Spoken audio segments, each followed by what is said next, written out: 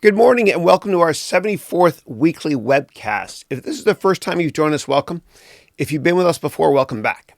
And so the way the call works is this is an AMA, which means you can ask me anything. You can ask me business questions, career questions, personal questions, anything you want.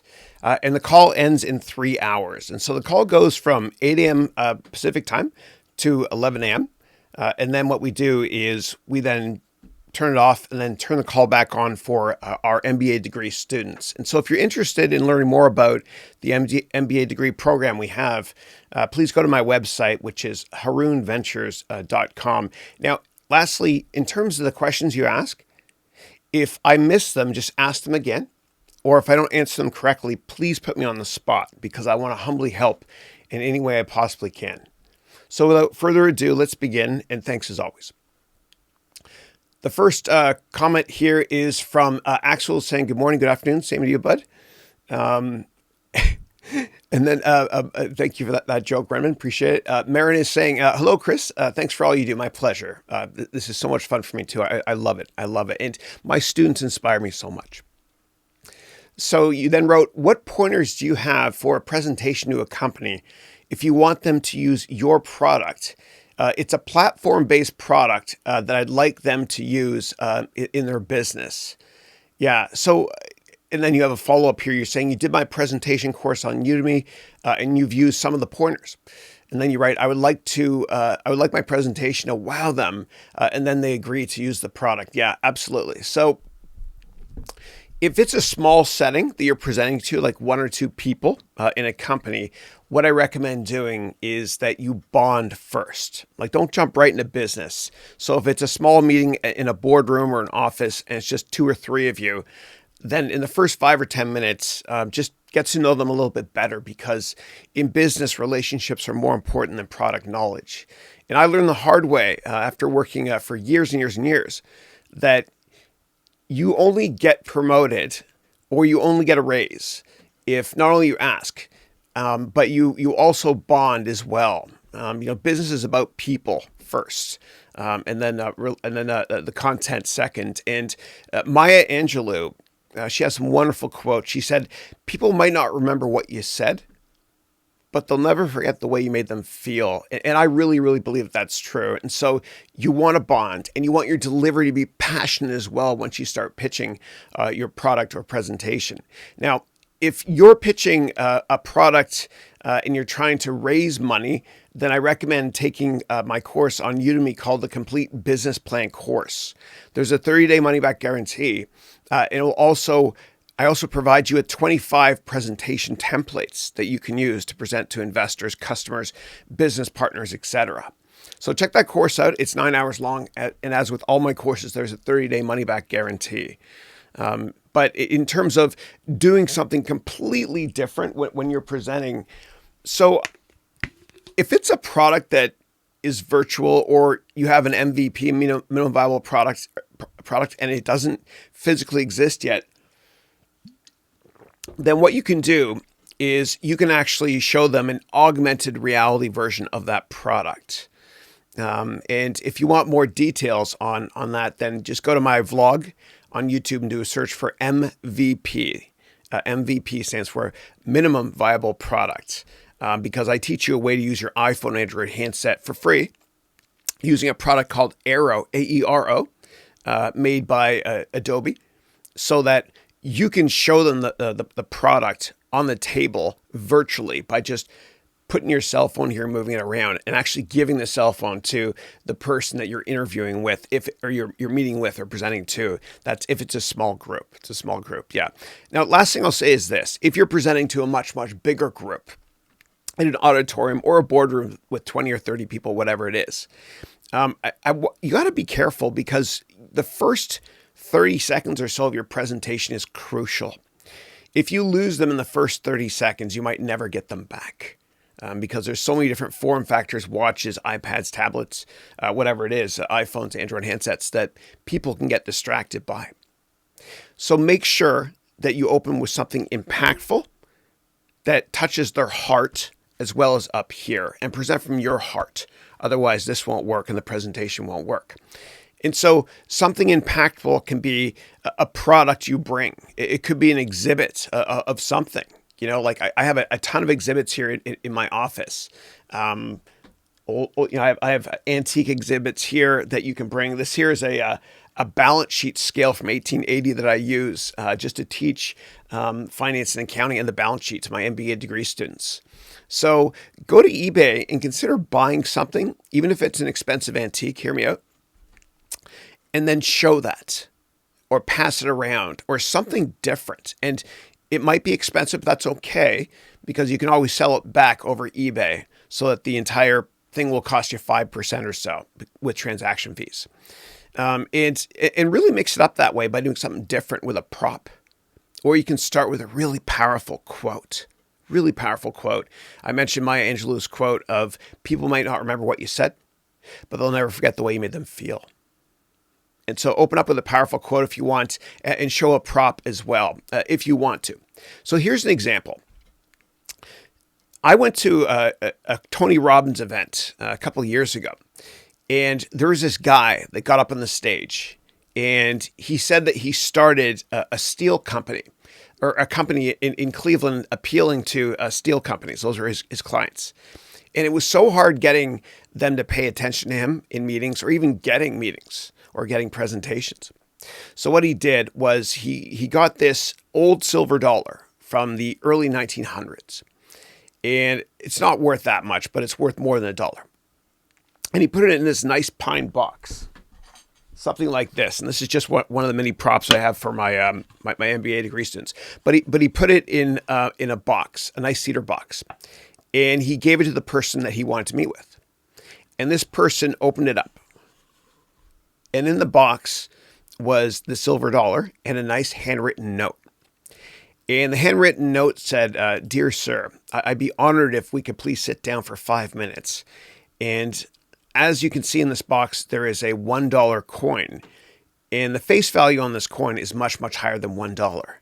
And the same can be said for the product or services that I offer. I'd be grateful if you could please let me meet with you for 5 minutes at any time that's most convenient for you. Thank you. So you do something different like that in a presentation or trying to get a meeting in general. If you do that, you'll touch their heart. It's so creative and so different that people will pay attention. It's kind of like show and tell. When you were younger in school, when we were younger, we had to bring in a product and show everybody and tell everybody what it is. And props work exceptionally well in presentations in general. I don't know why we don't do that anymore. So another example of using a prop is I've gone to the Wilson website a number of times, and that's the company that makes these types of footballs and the type you kick as well. And I've actually made custom versions of a football for a number of my courses. And what I do is I hold up the football, and you can throw it around the room as well when you're presenting, right? Maybe you can get a soft Nerf one so it doesn't hurt anybody. And you can write something on the football. And so what I did was this. For one of my courses, it's called the Complete Personal Finance course. And in one of the opening lectures, think of this like a presentation to many, I held up a football. And it was a real football I got from Wilson.com. It was custom made. And on it, it said 75% bankruptcy. What? And so I showed that. And I showed the football. It's beautiful with a Dallas Cowboys logo on it, although I like the 49ers better. And on it, it said 75%. And so I mentioned at the beginning of that personal finance course with this prop, my opening speech, so to speak, that 75% of all people that play in the National Football League, after 2 years after retirement, 75% of them are bankrupt. I don't want that to happen to you as well. Welcome to the Complete Personal Finance course. Yada, yada, yada. So think of a prop like that. And let me show you actually really, really quickly. See if I can get this to work. Yeah, here we go. Okay, great. So let's go over here to Wilson. All right, just custom football Wilson. And this works not just for these types of footballs, but all others as well. Okay, that's not the price you pay, trust me. It's a lot less than that. So here you can customize your football, and you can pick any team you want as well. And then the whole process of placing and even an image on it, that's new actually. It's pretty cool. The whole process of placing text on it is really, really simple. So let's say just for fun that we selected an NFL one, and you can get junior size or big size, whatever you want. And anyway, you click through all this stuff, and then what you do is you then enter in all the text. So let me just enter this in here. Okay, 75%. And then what you can do is you can actually resize them and put them beside the logo as well on the other side of the football, which looks like that. And you can do that for other balls as well, not just National Football League logos. But you know that if you do something innovative like that, then the days of you not getting people to buy your product are over. NFL, not for long will they no longer buy your product. And if you have any more questions about this, please let me know. And for those of you interested in learning more about how to give a great presentation, please check out my course on Udemy called the Complete Presentation Course. And thanks as always. Okay. Thirsty now. Speaking of the Dallas Cowboys, hey Jacob, how are you? Jacob is from Texas. And I think I remember that because I used to watch a show called Dallas when I was a kid, and there was this character JR in it, and those are Jacob's initials too, JR. Great to have you, Jacob. And so Jacob is saying, hi, Chris. I live in an area which has one of the largest populations of older people, well-off retirees. I've been trying to come up with business ideas that can benefit the community and empower the people. Any commerce input or ideas for this demographic? Yeah. So it's sad to say this, but true, that the greatest generation, the post-World War II generation of baby boomers, a lot of them are eventually going to be no longer with us. It's sad to say. And so what we're going to see is the biggest generational transfer of wealth in history. And a lot of older people are cognizant of this, and they want to make sure that they take care of their children, grandchildren, etc. And so I think probably the best business model to target that demographic is private wealth management, serving them and helping them to manage their money. If you're going to do this, what you have to do obviously is speak to a lawyer and get them to put together paperwork. And the way it works is when you manage somebody else's capital, you usually take a 1% fee per year. And some private wealth managers take commissions as well. I think that's kind of unethical though. And so if you do take their capital and help them to manage it, again, make sure you have a lawyer involved, okay, and disclose all the risks in the offering memorandum. If you don't want to take capital from them, you should still get a lawyer to write your offering memorandum, or I should say, help you out with your incorporation, be it an S Corp, a C Corp, or an LLC, so that your liabilities are limited. And what you can consider doing is offering consulting advice, on a model portfolio if you're a finance person, or how to diversify their assets. Or what you can do is you can help them when it comes to outsourcing the whole concept of passing on capital from one generation to the next without taking any capital, but you can charge a fee for that as well, if you're qualified, that is. And as always, speak with a lawyer first before you do that, please.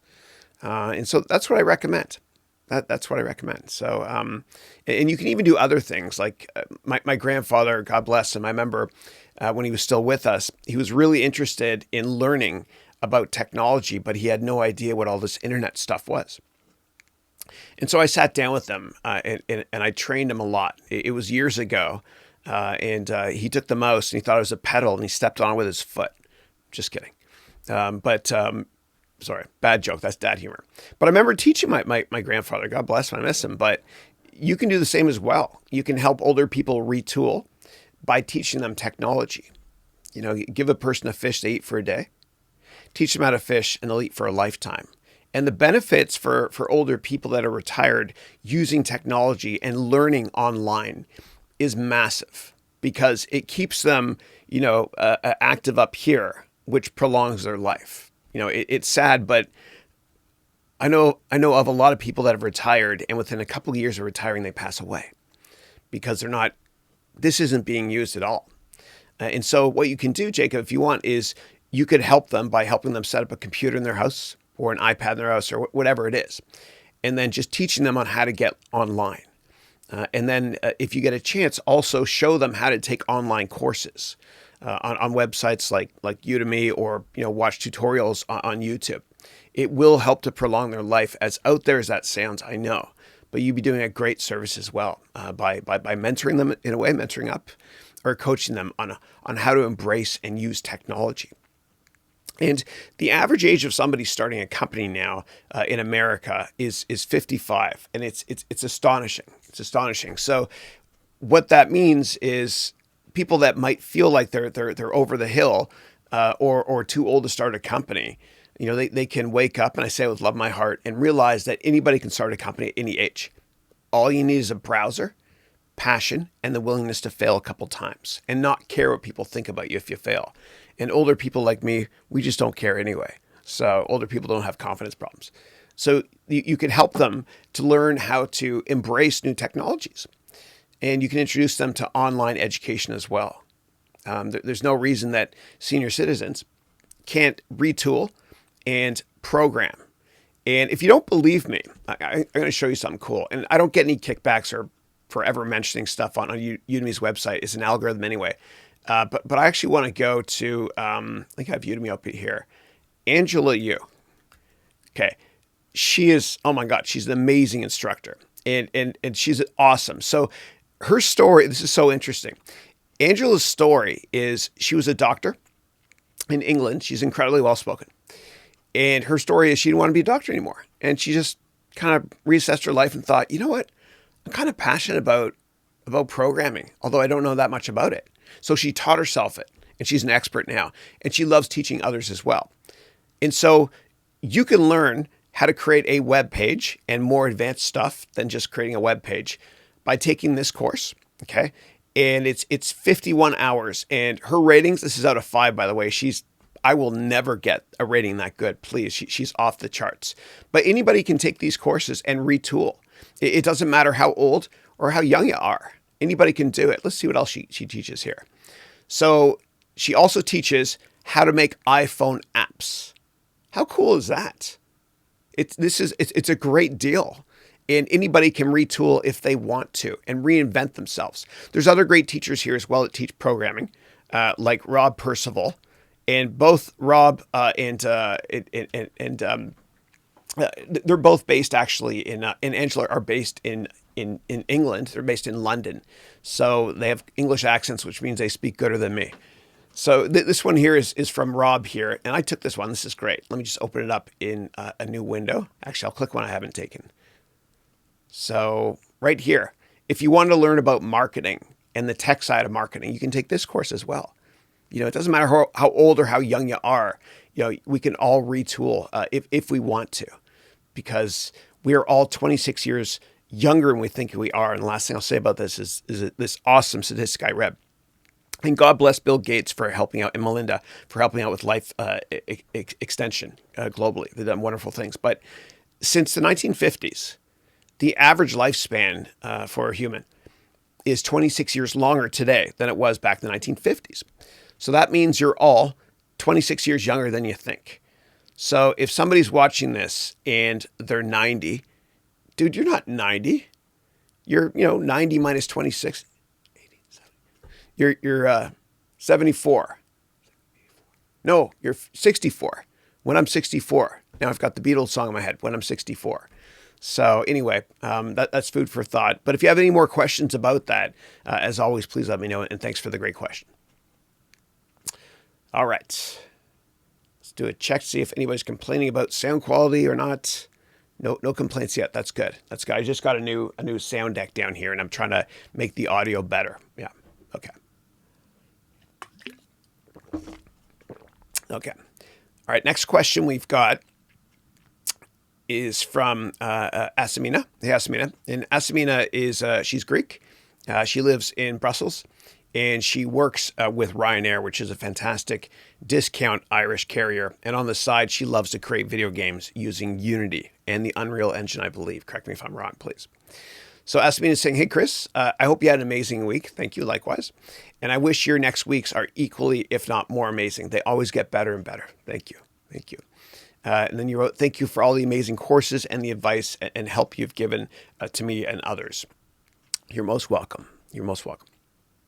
And then Asmin is following up by saying, I was recently working on my business plan with my co-founder, and we decided to get started in Cyprus for various benefits. My heritage unlocks there and the tax system. Any advice? Yeah. So I can't ever give tax advice or legal advice, but I will answer it. I recommend speaking to a lawyer first to understand the nuances of the tax code in Cyprus and your home country in Netherlands as well. But what I will say is this. I've opened up offshore companies in the past. And when I had my hedge fund, I had an onshore vehicle in the United States. And then I also had an offshore vehicle in the British Virgin Islands, which was a tax haven.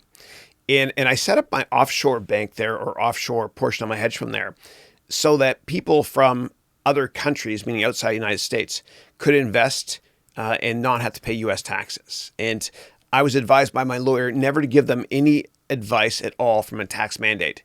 But needless to say, they all ended up probably almost definitely paying less tax because they invested offshore in the British Virgin Islands. And you can also do it in the Cayman Islands. The reason I didn't use Cayman is because Cayman is kind of expensive.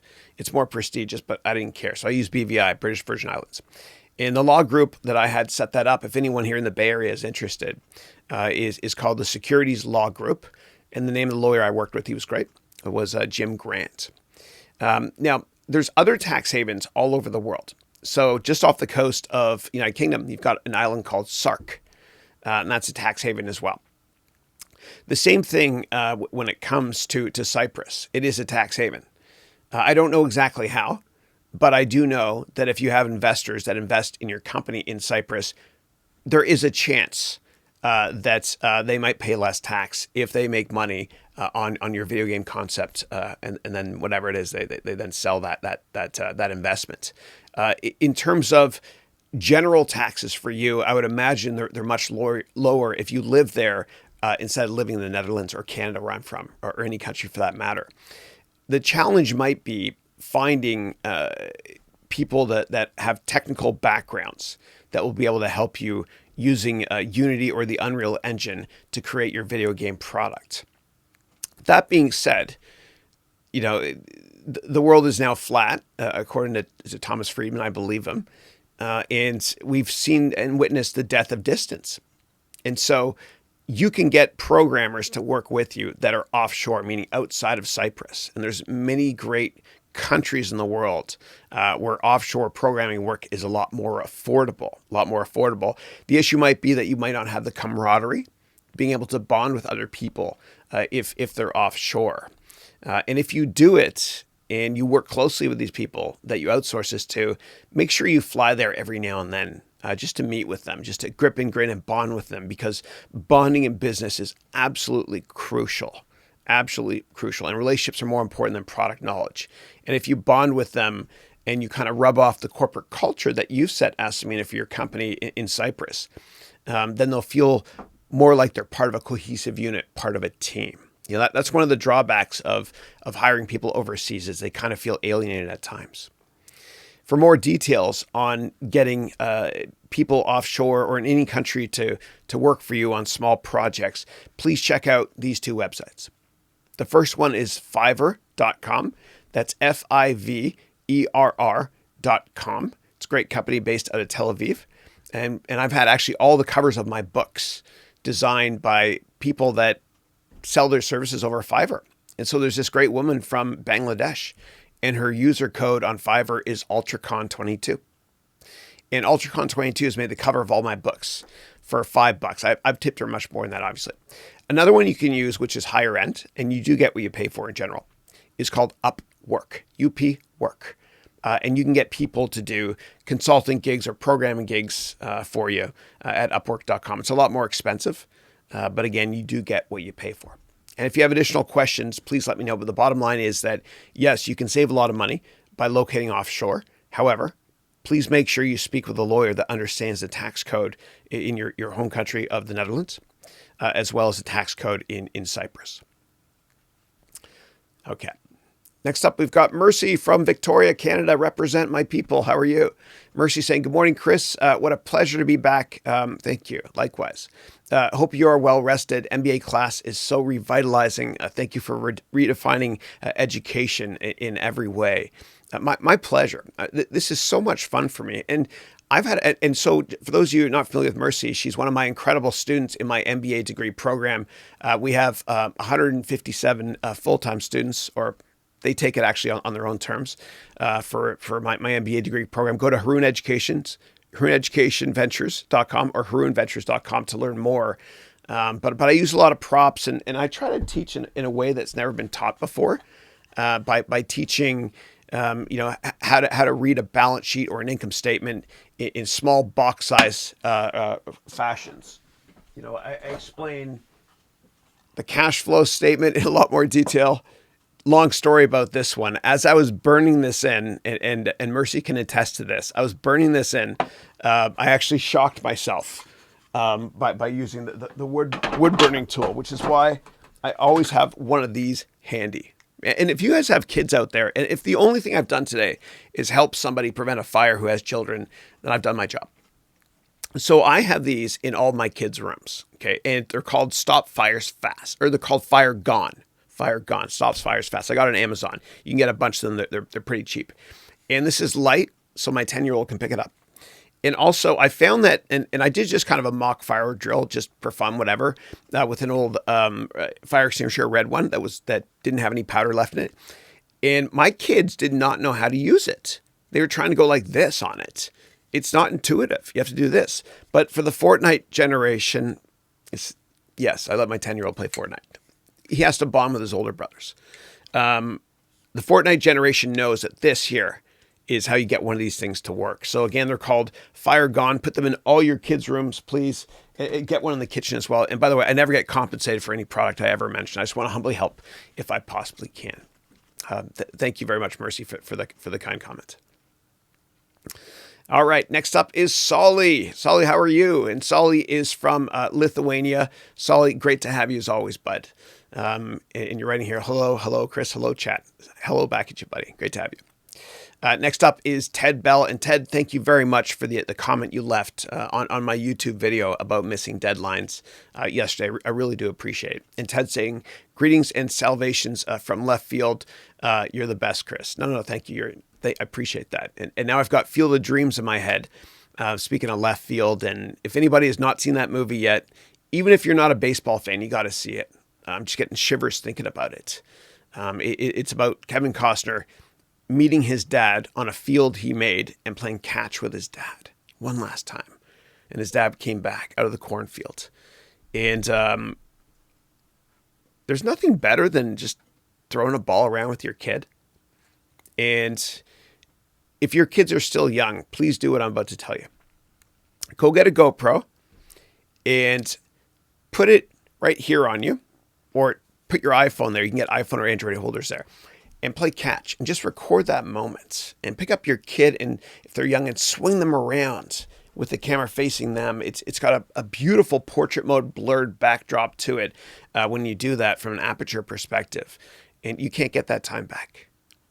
And by the time your kid is 12 years old, you've already spent 90% of the time you're ever going to spend with them.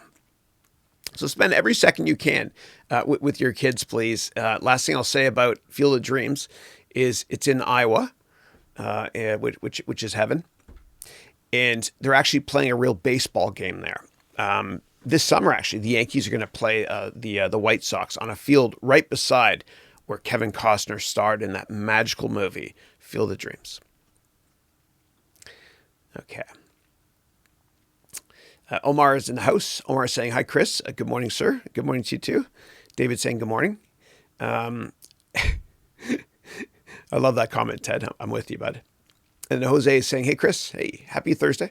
Thank you for your commitment to do these calls. I believe we all really appreciate it. My pleasure, Jose. This is fun. I love it. I love it. And our record, by the way, is, and you can go to my YouTube channel and check it out, is on October 31st. 2019, if you're watching a replay, years in the future. On October 31st, 2019, we went 9.5 hours straight. I did not get up once. I didn't get up once. And I loved it so much. It's kind of like you're programming and you're so into it. And 10 hours goes by, you don't realize it. Or you're at a movie and you don't check your watch once. So anyway, I'm trying to drink more water. Yeah. All right. And unfortunately, these calls are only 3 hours now because I've got to spend time with my MBA students as well as doing one-on-one. So I've got 6 one-on-ones this afternoon with my MBA class as well. Okay. And Kunal is saying, good morning, Chris. Same to you. And then Kunal is following up by saying, I read a quote by James Altucher saying, investing is for wealth preservation, not wealth creation. So first you have to make wealth. And then you wrote, isn't that quote a bit confusing? And then you wrote, I agree with the first, you have to make wealth part, but isn't investing wealth for wealth creation and preservation both? So there's a different philosophy that they talk about in the hedge fund industry where I used to work. And very wealthy people, one of the reasons they invest in hedge funds is not to make a lot of money. I know it's out there. They do it to preserve capital. Okay, they made a lot of money and they just want to preserve it. And so all they want the hedge fund to do is try to make money every year, obviously. But if we have a catastrophe like 2008, can they preserve capital and maybe make a couple percent or lose a couple percent at most? And so a hedge fund, and this is interesting, but it's called a hedge fund because if you think of your backyard, you've got a hedge around your backyard. And that hedge around your backyard sort of protects your backyard. It's a metaphor. And so a hedge fund protects capital, or is supposed to. Not all of them do. Protects capital because not only can hedge funds buy stocks, like you and I can, but they can also do the opposite of that, meaning bet against stocks, which is shorting a stock. So if a stock goes down, they make money. So if they have a large number of shorts, meaning the opposite of buys, and a large number of longs, then they're hedged. So if the market crashes, they make money on this portion. If the market goes up a lot, they make money on this portion. Yes, they do lose on this portion, but hopefully they lose a lot less than what they make here. And so a lot of very wealthy investors, they care first about capital preservation. And then secondly, after that, they then care about returns. Yeah. And so some hedge funds actually, they only make 1% per month at best. And if you can do that every month and run what's called market and beta neutral, then you've got a multi-billion-dollar hedge fund there. And what that means is this. So from a risk management perspective, there's a number of metrics that hedge funds look at when they're constructing a portfolio. They look at what's called beta. Okay, and so beta means, and this is the only time calculus is ever going to come in handy for all of us, but beta means the rate of change of a stock relative to the index it's on. So if this is the S&P 500, just a chart of it going up to the right, okay, and the S&P 500 the index always has a beta of 1. Just accept that, okay? So if the S&P 500 has a beta of 1, and you invest in a stock that's twice as volatile as the S&P 500, then the beta, meaning the rise over the run, on that stock is 2. It goes up a lot. So if the market's doing well, this stock will go up twice as much, hypothetically speaking. If the market does poorly, this stock will go down twice as much. And so a lot of hedge funds run what is called market neutral and beta neutral. And beta neutral basically means you got an equal number of longs and shorts from a beta adjusted basis. And some big hedge funds, and I have a very, very good friend that started a multi-billion-dollar, Canadian too, one of my people, great guy, multi-billion-dollar hedge fund. His name is Carl, great guy, last year. I used to work on that Citadel years ago. And this guy's amazing because he's able to make a little bit of money almost every single month while hedging his risks big time by having longs and shorts. So he's kind of an icon in the industry. He inspires me. He's a brother to me. But he runs what's called a market neutral. And market neutral can mean you have an equal number of longs and shorts, or you can only be net long 15% or net short 15%, that sort of thing. And there's many other metrics that people look at. And if you're curious about metrics that people look at, just do a search online for Barra, Barra, which is a company that creates statistical models. And if you have additional questions, please let me know. And if you're curious about how a hedge fund works or an investment bank works, please check out my course on Udemy called the Complete Financial Analyst Training and Investing Course, because that course, which is over 20 hours long, I pretend that you're working for my pretend company of Morgan Haroun Sachs. I know. And then what I do is I let you rotate through all the major divisions of that MHS, Morgan Haroun Sachs Bank, including the hedge fund division as well, hypothetically speaking. And I teach you everything you need to know about hedge funds and all that great stuff. If you're not interested in learning about finance from a professional perspective, then you can also take my complete personal finance course, which is also on Udemy, where I teach you how to invest in stocks, bonds, real estate, commodities. And I teach you how to create a diversified portfolio with your risk somewhat hedged. I'll never tell you what stocks to buy, just like I'll never give you a fish. I teach you how to analyze companies to invest in. Okay, so I'll give a person a fish they eat for a day, teach a person a fish and they eat for a lifetime. So check out those two courses if you want. And if you have additional questions, as always, please let me know, and thank you. All right.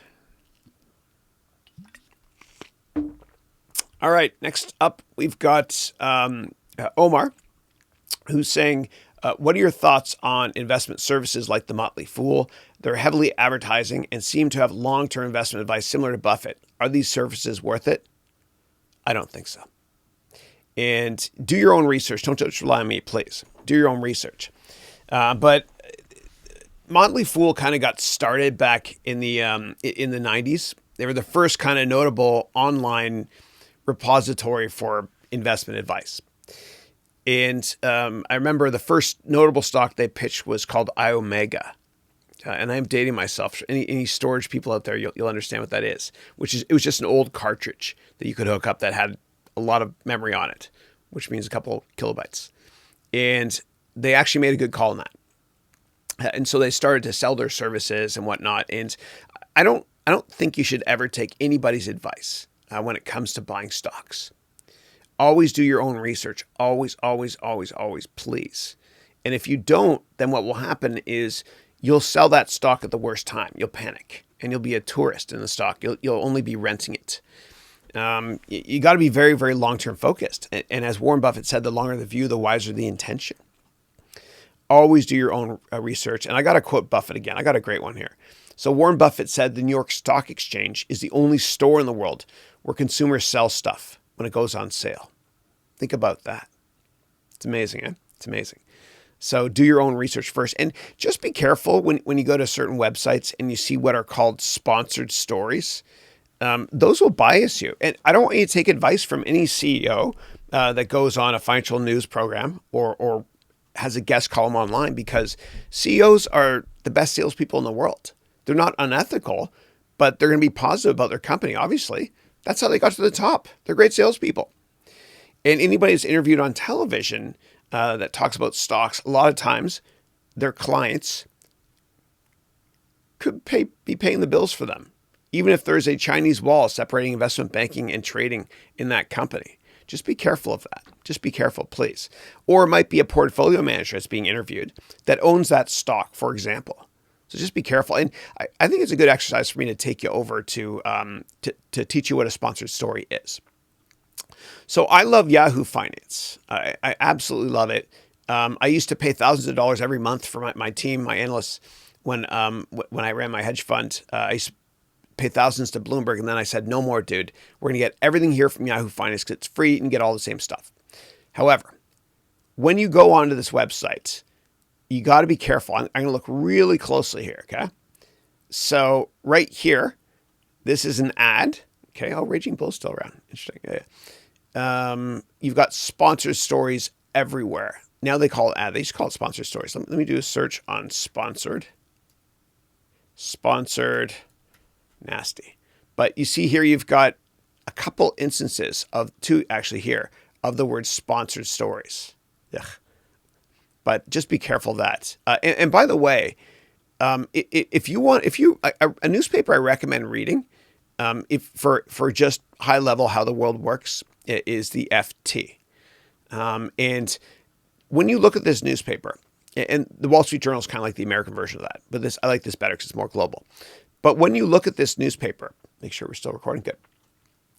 I don't want you to read anything that tells you what to buy or sell.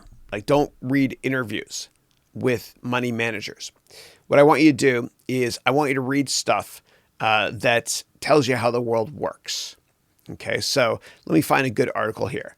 So right here, this here is about the European Central Bank, right? And this is kind of like a store manager sets the prices for products in a grocery store.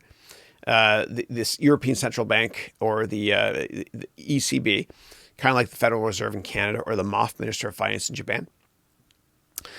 These people here will set the price of money, meaning they'll increase or decrease interest rates. And so if I click on this, I'm not going to be able to read it, but stick with me. I'm going to show you how you can. So if I click on this here, this article, it says, whoa, wait a second, man. You got to pay first. You got to pay first. And only do this if you're a starving student. You can actually copy this. Then what you do is you go to a new private window. Then you paste it. Then you click on the link right here from the FT. And now I can read it. Okay? Supposed to be here. It's not here. Which of the following? Prefer not to answer. Next. There we go. Okay, whatever. Well, okay, I answered the question. I got the article free anyway. Great. So, and the reason why this works, and it works with a lot of publications, not all, is because if it didn't work, if the FT had a massive paywall up, even bigger than this, then you wouldn't be able to search Google to find this. They'd be shooting themselves in the foot, right, from an SEO or search engine optimization perspective. So try that out. But again, if you're going to read publications like that, please make sure to only read articles that tell you how the world works and nothing more. And always, always, always do your own research, please, and be a long-term investor. Trading doesn't work. Please don't trade stocks. Okay. Next up, Southwick is saying, ever heard of Fire Festival? I have not, sorry. I've heard of Sundance Festival, which is great. It's a great movie festival in Utah, in America. And it's called Sundance. Actually, this is fascinating because Robert Redford was one of the founders. And he was in this great movie called Butch Cassidy and the Sundance Kid. So I've heard of the Sundance Festival, and I'm going to miss Robert Redford because he just did his last movie he said he'll ever do. All right. But his best movie was definitely The Natural. Hold on one second, guys. Got kind of an issue here with Camtasia, which I'm not recording now, but it keeps popping up. Okay, yeah. Now I know. All right, hold on a second. All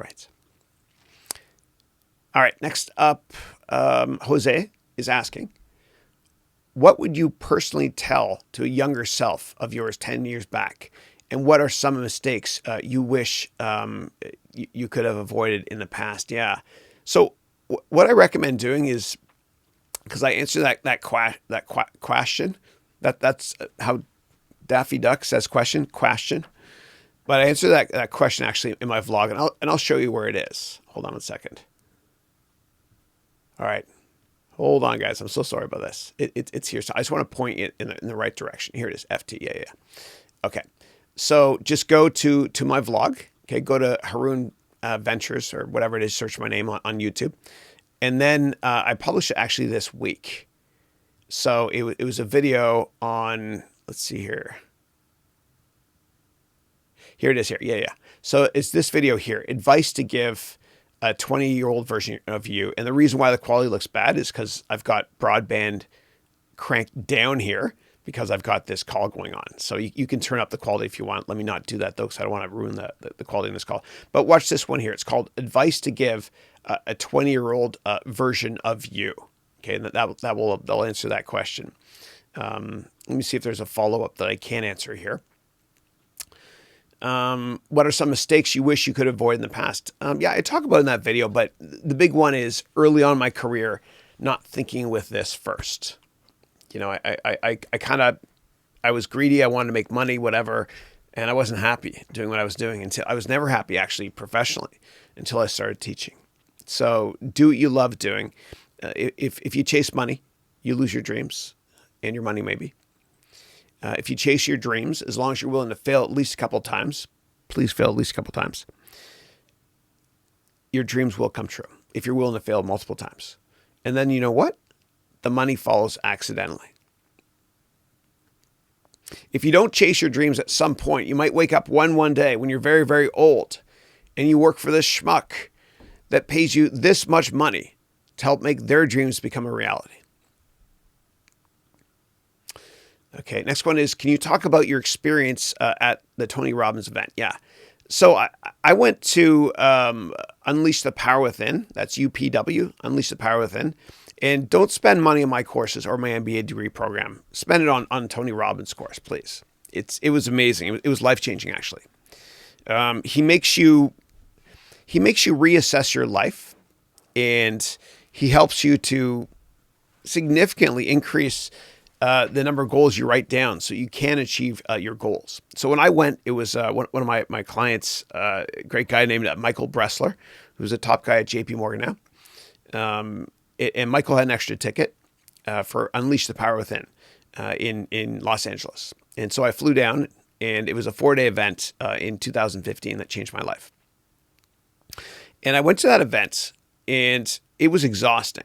Like those 4 days, he works you hard, but he's larger than life. It was fun. And I got to meet him outside of work for business purposes later. Other story. Great guy.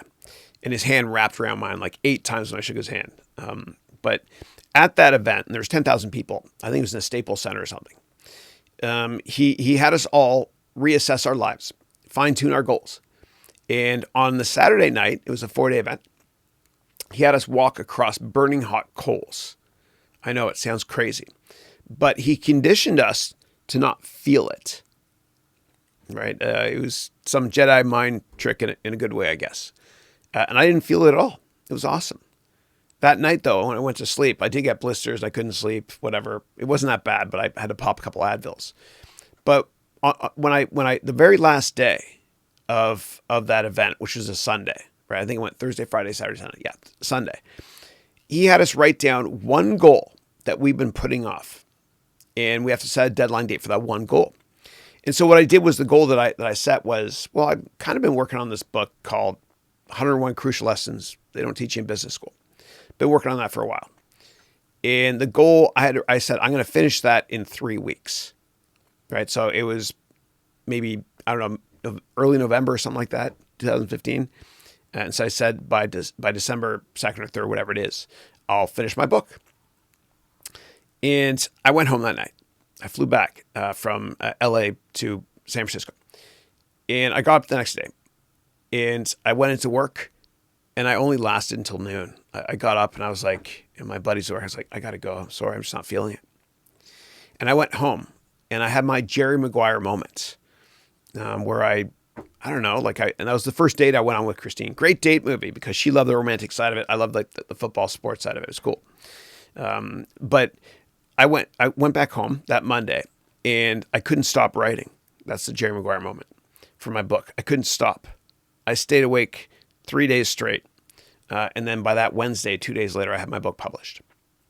And then a week or so later, whatever it was, I'm humbled to say that Forbes magazine wrote an article saying that my book, 101 Crucial Lessons They Don't Teach You in Business School, is one of 6 books that all entrepreneurs need to read right now, along with Peter Thiel's book, along with, you can do a search online, Stephen Covey and a couple other guys that are way bigger than I'll ever be, ever. But it was life-changing. And then I took it a step further. I thought, I was working in venture capital, which was fun. I liked it. But I loved teaching. And I was teaching during the evenings at a couple Bay Area universities, undergraduate school and business school. And I loved it so much. I got the award for the best business teacher, whatever, finance teacher 1 year from one of the big universities out here. I loved it. Absolutely loved it. And so I was able to turn that in my passion and teach full time, which is what I do. And so I get up every day loving my life because I'm doing what I love doing. And if I can humbly inspire you to also chase your dreams, then I've done my job. I've done my job. So anyway, that's a little bit of background on what happened to me in 2015 and 2016 and I quit to start this company. So we're in our 4th year already. It's crazy. It's been fun though. But I keep pushing the goalpost out. That's why we have this MBA degree program. And the MBA degree program, I initially advertised it as 300 hours of brand new content in 1 year. It's going to be well over 500 hours now. Yeah, we've done, I think, 50 or 60 hours since we launched December 2nd. Yeah. It's going to be amazing. And I just got my Jellyfish server from a company called LumaForge. I got this 240 terabyte server that came because I have all these random disks and it's just not working storage wise. Right. So anyway, it's going to be awesome because we record everything in 4K. We broadcast it, not in 4K, but we keep it all in 4K because one day we just want to future-proof this thing. So anyway, it's fun. All right, next up is Valenza. Valenza, how are you? Valenza is from Indonesia, I think you mentioned, but you live in New Zealand. Thank you for joining us at that difficult hour in New Zealand. I know it's late there. And so Valenza wrote, "Hi, Chris. I'm considering to change in career, data science, analyst, supply chain management of some sort. Do you think just getting a certificate and learning Udemy is enough to master it is better?" I do. You know, I don't think you need a prestigious degree from a big school to tell the world that you can code. You know, a lot of people have made careers off of taking courses on Udemy from Angela Yu and Rob Percival on learning how to code. And for data science, there's this great guy named Kirill. Go to Udemy's homepage. I'm sure you'll find his name there. And Kirill has great data science courses as well. And you can take them all online. You know, the power of university degree is actually in decline. I think universities are in secular decline. Yes, they're important and I respect them. But the problem is, you know, you go to a 4-year undergraduate school, you pay $100,000 in America, which is nutty, and less in other places, whatever. And you graduate with over $100,000 debt. And there's only 13 hours of class per week, and somehow you ended up missing them. I don't know how. I'm talking about somebody else, not you. And then you graduate and you didn't learn life skills you can apply. So, like if you get an MBA from a traditional business school, you'd think that the day you graduate, you'd be able to start a company immediately. They don't really teach you that. That's right. The traditional MBA program also doesn't teach you how to present, how to sell. What's more important than selling in business? Nothing.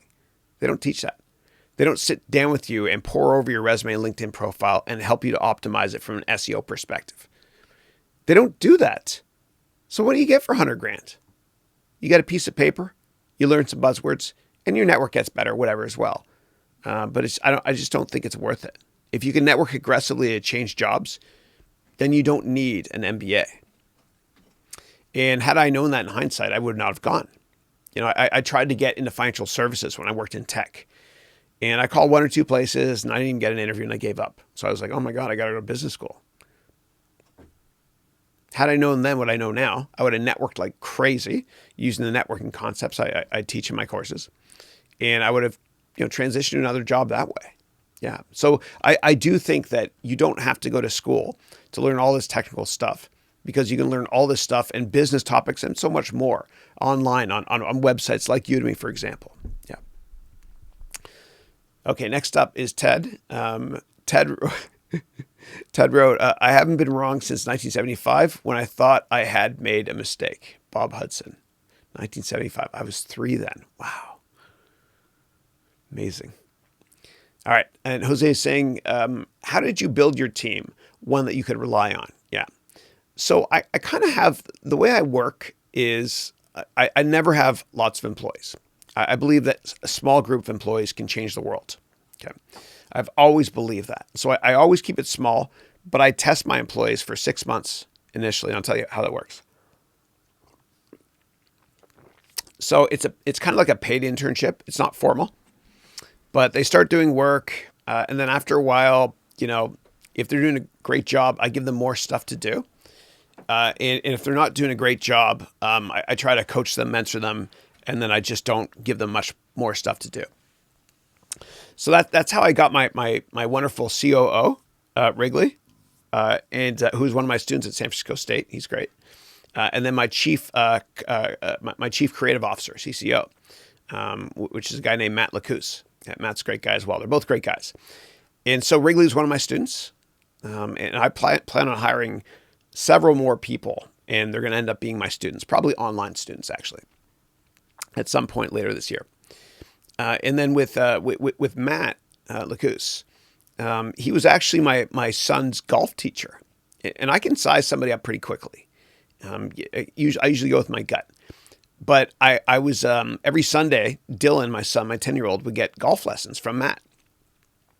And so one day I was on the driving range and Dylan was taking lessons, and I was reading a book, a YouTube book, actually.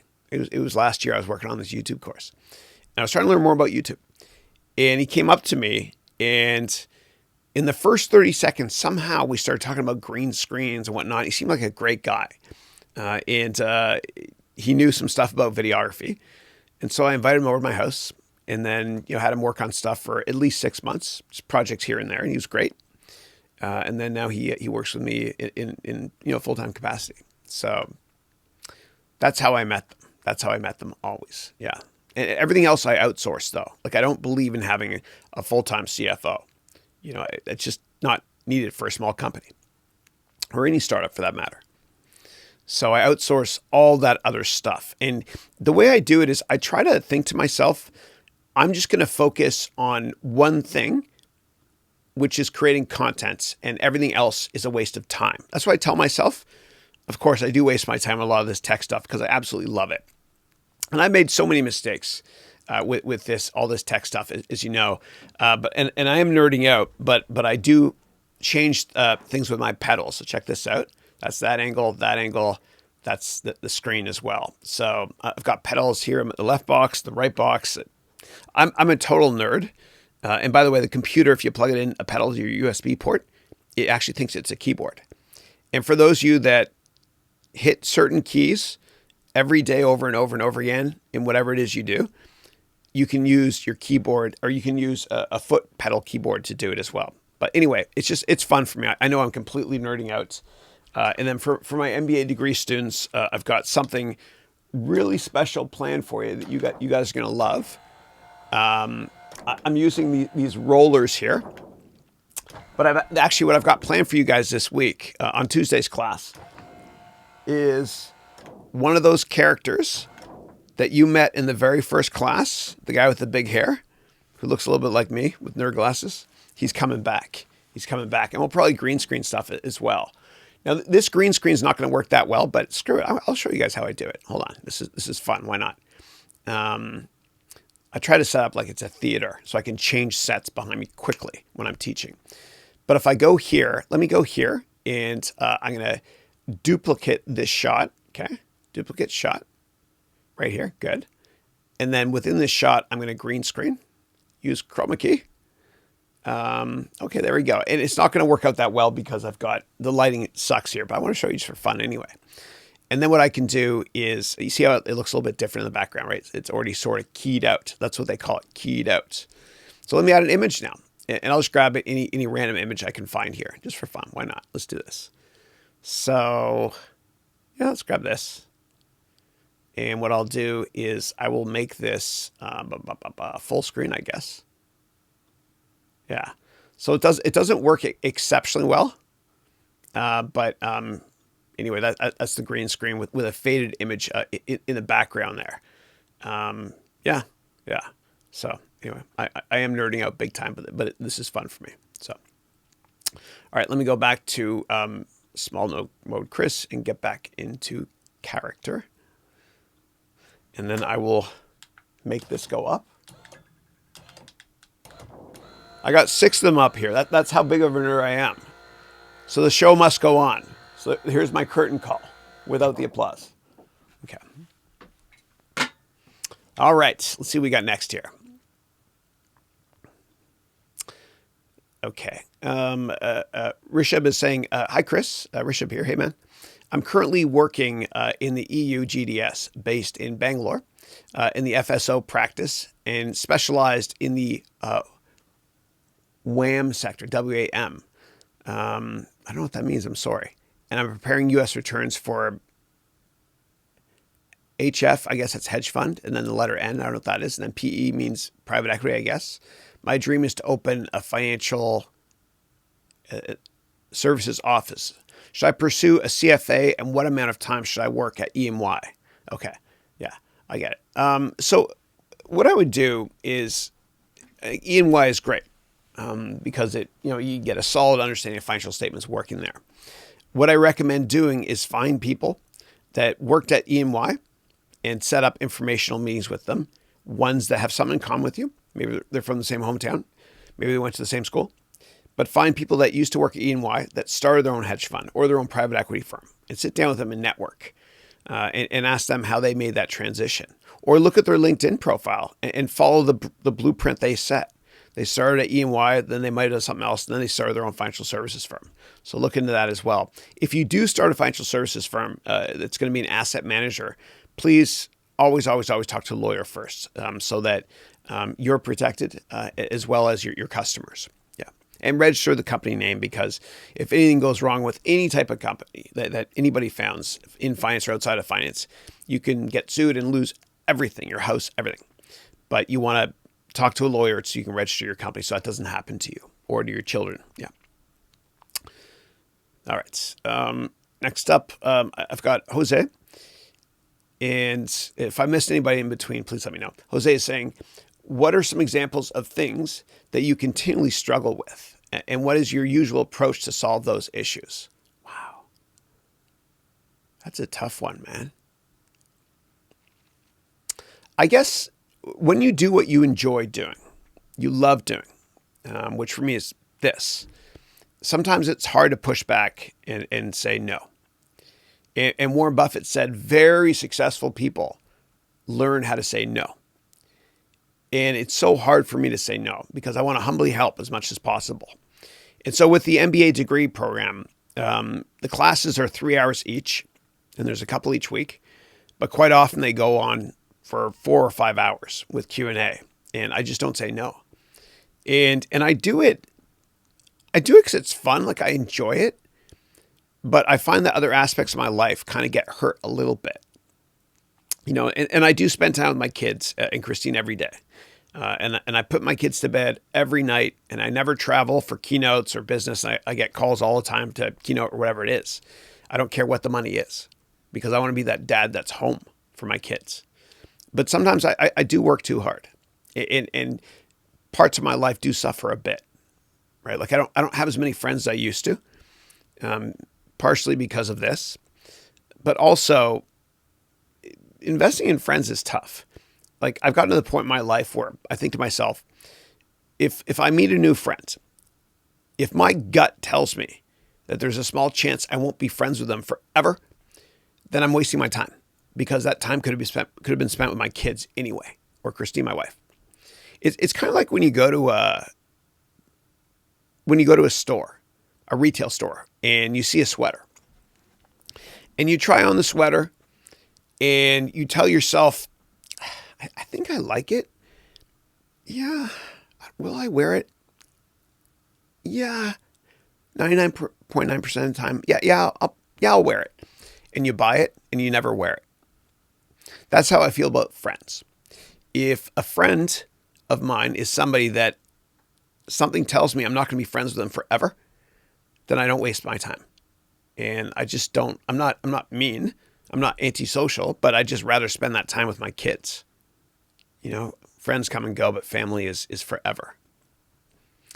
But sometimes I'll actually, I feel like such a hypocrite at times because I always talk about having a daily schedule and making time for everything. And I do, but sometimes not enough. Like my health has kind of suffered a little bit over the past couple of months when I launched this MBA degree thing because I've been working so damn hard on it. But it's so fun. It's like you're playing Fortnite or, I don't know, Gears of War or, I don't know, Mario Galaxy, whatever. or Mario 64. Mario, sorry. That was correct me. It's kind of like you're playing a video game and you love it so much that you can play all night. And that's how I feel about what I'm doing now.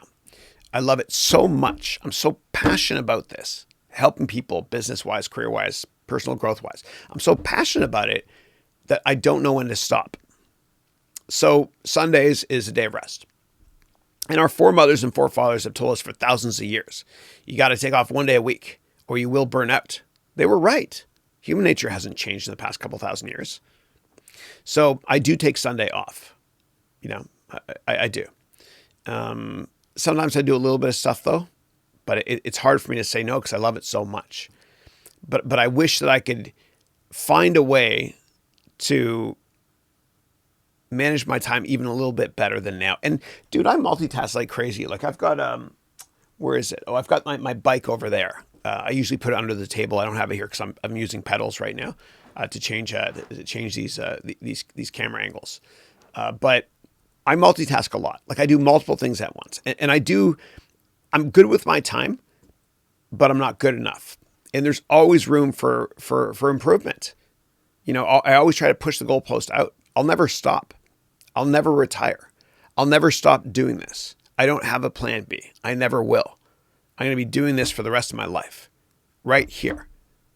But sometimes I don't know when to stop. And it's in my nature too, to just kind of, like I challenge all of you in my courses, especially my MBA degree program. And I always say it with love in my heart. But I push myself so hard by pushing the goalpost out that it doesn't matter how much success I might have or whatever. I'll never stop. Never stop. Pushing the goalpost out. And that's why this call has gotten a lot better. Like if you look at the quality a year ago or a year and a half ago, whatever, when we did the first call, dude, the first call was scary. I remember I got on there and no one was asking questions. So I was kind of just, making stuff up, whatever, a lot of filler. But it's gotten better and it's going to continue to get better until it's better quality than anything you see on television or movies or whatever it is. I'm working my ass off to try to make that become a reality. My team's been awesome with me too. So I just don't know when to say when. And if you get a chance, watch that great Oscar speech by Matthew McConaughey for Dallas Buyers Club. He got Best Actor. He talks about competing with himself in the future and pushing the goalpost out. And that's just who I am. It's just, and you will all be the same too, if you're not already, if you do what you're passionate about. The issue is when you stop. It's like you discovered a fat-free, calorie-free version of Toblerone chocolate, and you can eat as much as you want of it. You don't know when to stop. You just keep going, going, going. So anyway, find your passion. And as Confucius said, you'll never have a job for the rest of your life. All right.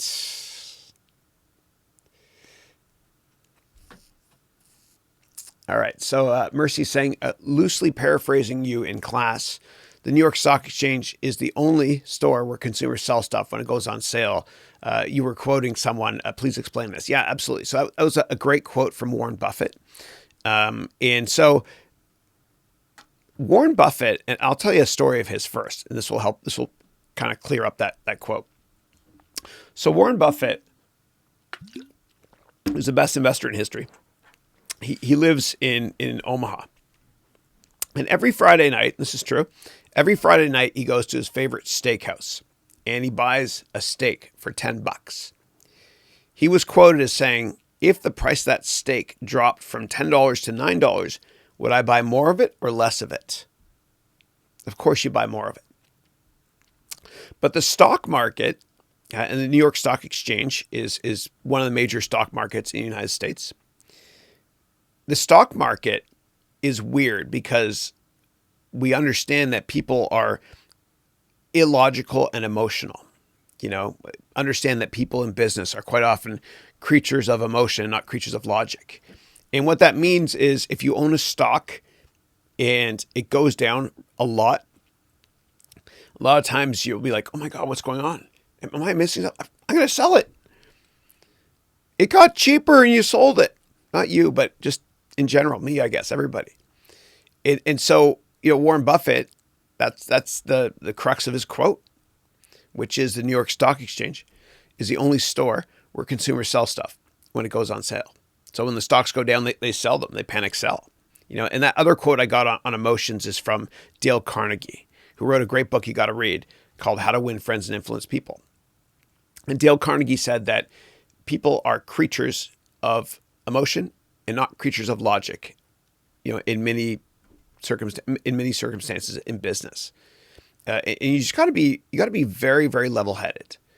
like some of the most successful billionaires I've worked for, I'm not going to tell you which ones, but most of them kind of have borderline, some of them at least, I'll never name who they are. And I've worked for a lot of billionaires. Some of them have borderline Asperger's syndrome. And it's helped them because when times go well, they don't get too happy. But by contrast, when things don't go well, they don't freak out. They're level-headed. And they kind of see it as an opportunity to buy more. And there's an example of this. I can't believe I'm going there, but I am. The TV show Silicon Valley. So there's this woman in Silicon Valley who's a venture capitalist, and she's very successful, but she's very unemotional. So that's kind of what I'm talking about. Very like they overdo it on Silicon Valley, the show on HBO. It's kind of funny though, but just be unemotional, and you'll be much more successful. And as Buffett said, you got to be fearful when others are greedy, and greedy when others are fearful. And you got to buy when there's blood in the streets. It's a harsh thing to say, but it's true. And by mentioning it that way, you'll never forget it now. You got to be contrarian. Think of it this way. If you buy a stock that everybody owns and everybody loves, who's the incremental or new investor to buy that stock and push it higher?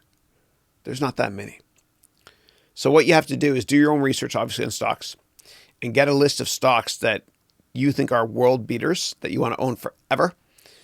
And whenever they crash, and crash they will, back up the truck. And even if you started buying it and you own a little bit of it, but it crashes for whatever reason, and it's a broken stock, but not a broken company, then back up the truck and buy more. Yeah, but always do your own research, and that will make sure that you don't panic. And if you want help on how to do professional research on stocks, you can take my course called the Complete Financial Analyst Training and Investing Course. Okay.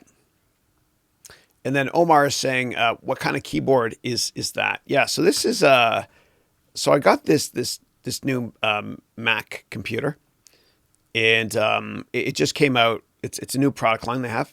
It came out in December last month, December 2019, if you're watching. And the style they chose is kind of a light silverish black, and the keyboard that came with it, same thing. Unlike the traditional one you get from Apple, which is white, and also unlike the iMac Pro, which is kind of like a darker gray as well. Yeah, but it works okay. Like sometimes it's not perfect. You got to charge it every now and then. But I enjoy using it. Yeah, I'm a nerd. I love technology. In fact, when I was younger, they thought I had a learning disability, and they wanted to fail me in the 6th grade and the 8th grade, and I wasn't passionate about what I was doing. And so they sent me to this test center in Oakville, Ontario, on a street called Lakeshore, and the test center is called Chisholm. And they did all these tests on me to see if I had issues. Oh, I do have issues, by the way. No. See if I had IQ issues, whatever. And they were wrong, and screw that school I went to for trying to kill my confidence at that age, but I'm not going to go there. But they've asked me to come back and give a speech there, and I never will, ever. I've never mentioned that school. But anyway, I'm going to shut up now. But what happened was this. My dad, God bless him, I love him, Dad. Love you, Dad, if you're watching. You're probably not. But my dad bought me a Mac, in the 80s. And that changed my life because I enjoyed it. I actually enjoyed playing around with it. I remember playing the first SimCity in black and white by a great company called Maxis, which Electronic Arts bought and kind of destroyed the brand. I'm not going to go there. But I used to play that. And that's how I learned about business, was playing SimCity. I learned about how do you issue bonds. The mayor issues bonds in SimCity, to build public works, roads, bridges, whatever, not walls. How do you run a city, revenue and expense wise, and taxes? SimCity taught me that, and I also used obviously word processor software, which I loved as well, and it was just fun, man. It's just kind of fun. It's kind of like how Apple made the phone fun. It's just fun. Find your fun, and I found my fun by using computers, which I love, and that's why I always love to have the latest and greatest whatever of tech stuff, whatever. I'm a nerd, total nerd, but it's fun for me. So find your passion, and you'll never have a job for the rest of your life. And I remember when Windows 95 came out in late summer 1995. I was one of those guys that lined up, around midnight or whatever it is to get it. The first day all operating systems come out, I would go and buy it. Like, that was fun for me. Like, dude, in the old days, we had to pay for software. This is free for everybody, the software upgrades, because of Google Android. Thank you, Android. Thank you, Google, because competition is great for the consumer. Otherwise, we would be paying for upgrades on every iOS. I promise you we would. Thank God for Google. Competition is great for the consumer. But no, I was excited. I even subscribed to MSDN, Microsoft Developers Network. I paid a couple grand a year when I worked at Goldman. And on the side, I just beta test new Microsoft products. It was just fun for me. And so you got to find your fun. Find out what you're passionate about. For me, using this as a vehicle makes it more fun to work. I don't have a job. It's not work. For you, it might be listening to, I don't know, Arthur Rubinstein or great classical music from Chopin. The waltzes or the nocturnes, actually. Beautiful. Or maybe it's listening to Enya, something soothing. You kind of set the soundtrack for your own life. And make the environment better you work in so you love it. So for me, it's buying technology. For you, it might be listening to classical music. For me, it's drinking my bulletproof coffee every day, which I love. I love coffee so much. All I drink is this much every day, but I love it so much when I go to bed, I can't wait to wake up so I can have my coffee. Right. I am a nerd. I got this thing too. It's called an Ember. It absolutely sucks. Don't ever buy this product, please. But it's supposed to keep my coffee warm, and you twist the bottom and it warms up, and half the time it doesn't work. But I'm a nerd, so I always try out new tech things, whatever. So find your fun, nerd out, and whatever you're passionate about or whatever makes you enjoy work more. So get it done. Like this desk here is from a company called Fully.com, Fully.com. It's a bit pricey, not crazy antique pricey, but it's a desk that goes up and down. So I can whistle while I work. So I can stand. So it can be fun for me. Find your fun. What drives you? What do you enjoy doing? And what can you take that you enjoy doing to enhance your work? Maybe go out and buy that new badass set of earphones or whatever it is. And why is it the younger generation earphones keep getting bigger? Like when I was younger, technology got smaller, which meant better. I go to the gym and I see people with these massive Beats headphones on. They're like that. They're huge. Off topic. Sorry. Bottom line is as Mark Twain said, the two most important days in your life are number 1, the day you're born, and number 2, the day you find out why. Find your why. Find out what you're passionate about. And once you identify it, it's like true love. You ignore all the naysayers that say, don't fall in love with that person. You're like, screw it, this is my life. I don't care. True love is when you find your passion as well. And don't give a damn what anybody says. You run after your passion as fast as you can. And you ignore everybody in the world. They're all wrong and you're right. And if you do that, you'll have this incredibly euphoric feeling that I get every day when I wake up. And every second of every day when I do this. Find your passion. And if I can humbly help you to find your passion, please let me know. And thanks as always. All right. All right. So next up, we've got Rishabh is saying, oh, no, sorry, you already asked that one. Yeah, if I've missed any questions in between, please let me know. So Kunal is saying, what's that document with a Facebook logo behind you? Yeah, I'm glad you asked.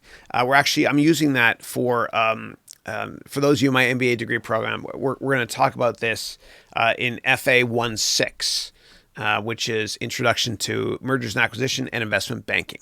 Okay. So, and for those of you in my MBA degree program, on Monday, we're going to do the income statement, and I've created a ton more props, whatever. And then on Tuesday, we're going to do the cash flow statement, okay, and with a lot more props as well. And then the week after that, so that's going to be 1.3 and 1.4. The week after that, we do 1.5, 1.6, for FA, Finance and Accounting, and then we'll do investment banking. Sorry. Okay. So this here is it's the prospectus for Facebook, and so when a company goes public, they have to file what's called an S1 document. And this is just a document that lists all the risks. And this is from 2012 when Facebook had that disastrous IPO. It lists all the risks in here, financial statements and everything. And for those of you in my MBA degree program, we're going to pour through this and you're going to understand every word written in this thing in the next 2 weeks, I promise you. So this is one of the exhibits we're going to use. And you can always go and get these exhibits or these documents online. This is a paper version. This prospectus was issued on May 3rd, 2012. And it lists all the risks, all the risks. All right, let me put it back.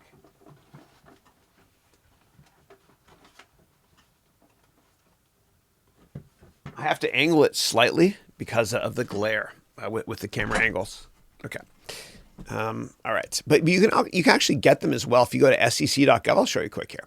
All right. So if you go to, that was sucking up bandwidth there. Okay. So if we go to sec.gov,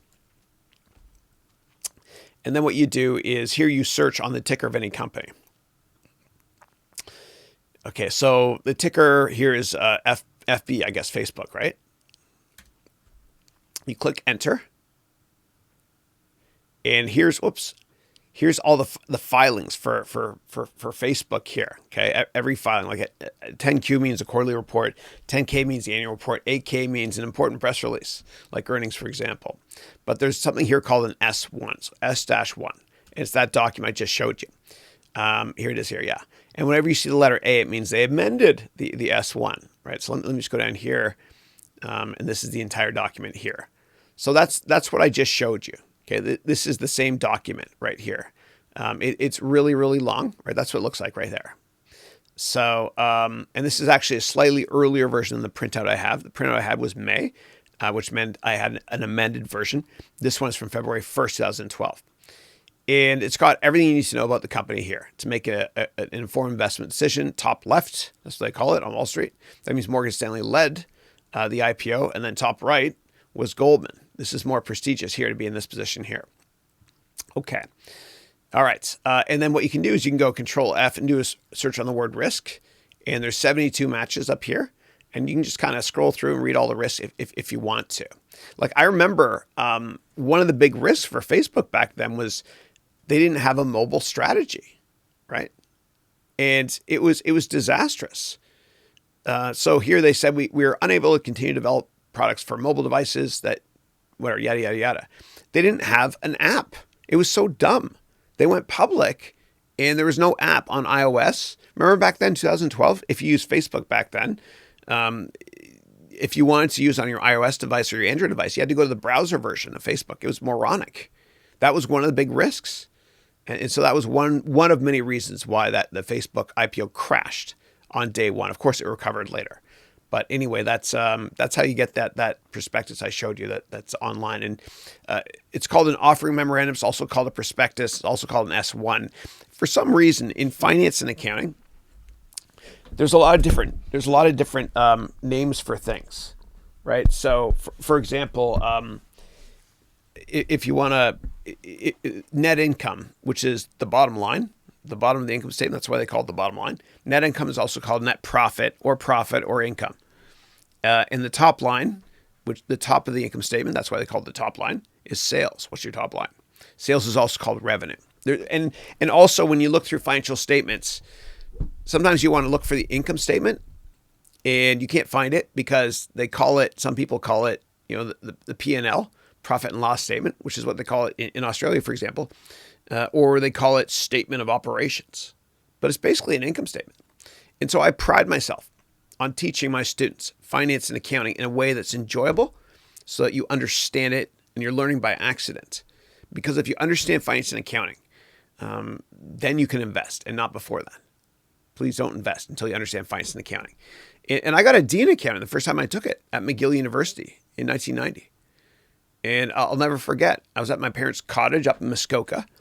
I was 18. I was there with my buddies. I was hungover one morning. MGD was my drink then. Miller Genuine Draft, I think it was called. Yeah. Too much information, I know. But I remember I called up Mars, which is McGill Automated Registration Service, and you can get your grades that way. It was the summer of 1990. And the robot voice came on saying, your grade for accounting was D. You failed, fucker. They didn't say the F word, but I kind of felt that way. I thought my life was over. And the reason why I got a D, and so it was an awful day because I was hungover and I got a D. But the reason I got a D was because I was memorizing finance and accounting. And you can't memorize that stuff. Like in high school, you can do well if you memorize stuff. But when you get to university or the real world, you can't memorize stuff. You got to understand it. And so if you thoroughly understand finance and accounting, and you do and will the way I teach it, and I'm teaching it in a radically different way than I've ever taught before for my MBA degree students. But if you understand it, you'll never forget it. And if you understand it, then whenever you see different words for certain items in financial reports, you'll be like, doesn't matter. That's just a synonym. I understand it. So it's like memorizing a word, but not understanding what it means. And if you memorize that word, but you don't understand what a word means, then if I give you a synonym from a thesaurus, it won't make sense to you. You have to understand this stuff. And I pride myself on teaching in such a way that you never forget. And we have fun doing it as well. All right. Next up, Mercy is saying, Chris, you said Canada mortgage is different from the United States. You mentioned something like in Canada, something can't be written off. Please explain. Thanks. Yeah, that's a great question. So in the United States, unlike most countries, you can write off the interest on your mortgage, okay, or a big part of your mortgage. So that, let's say that I made $1,000 this year and the tax rate is 50%, just for fun. So that means I'm going to pay $500 in tax. Well, if mortgage payments for me, for example, were $100, then instead of me paying taxes on $1,000 at 50%, I would pay taxes on $1,000 minus the $100 for the mortgage, which is $900. I pay taxes on $900 times 50%. Okay, $900 times 50% is $45. So I save $5 instead of paying $900. Yeah, $45. So, or $450, sorry. So instead of paying $500 in taxes, I'm paying $50 less in tax. I'm paying $450. You can deduct the interest on a mortgage in America. Okay.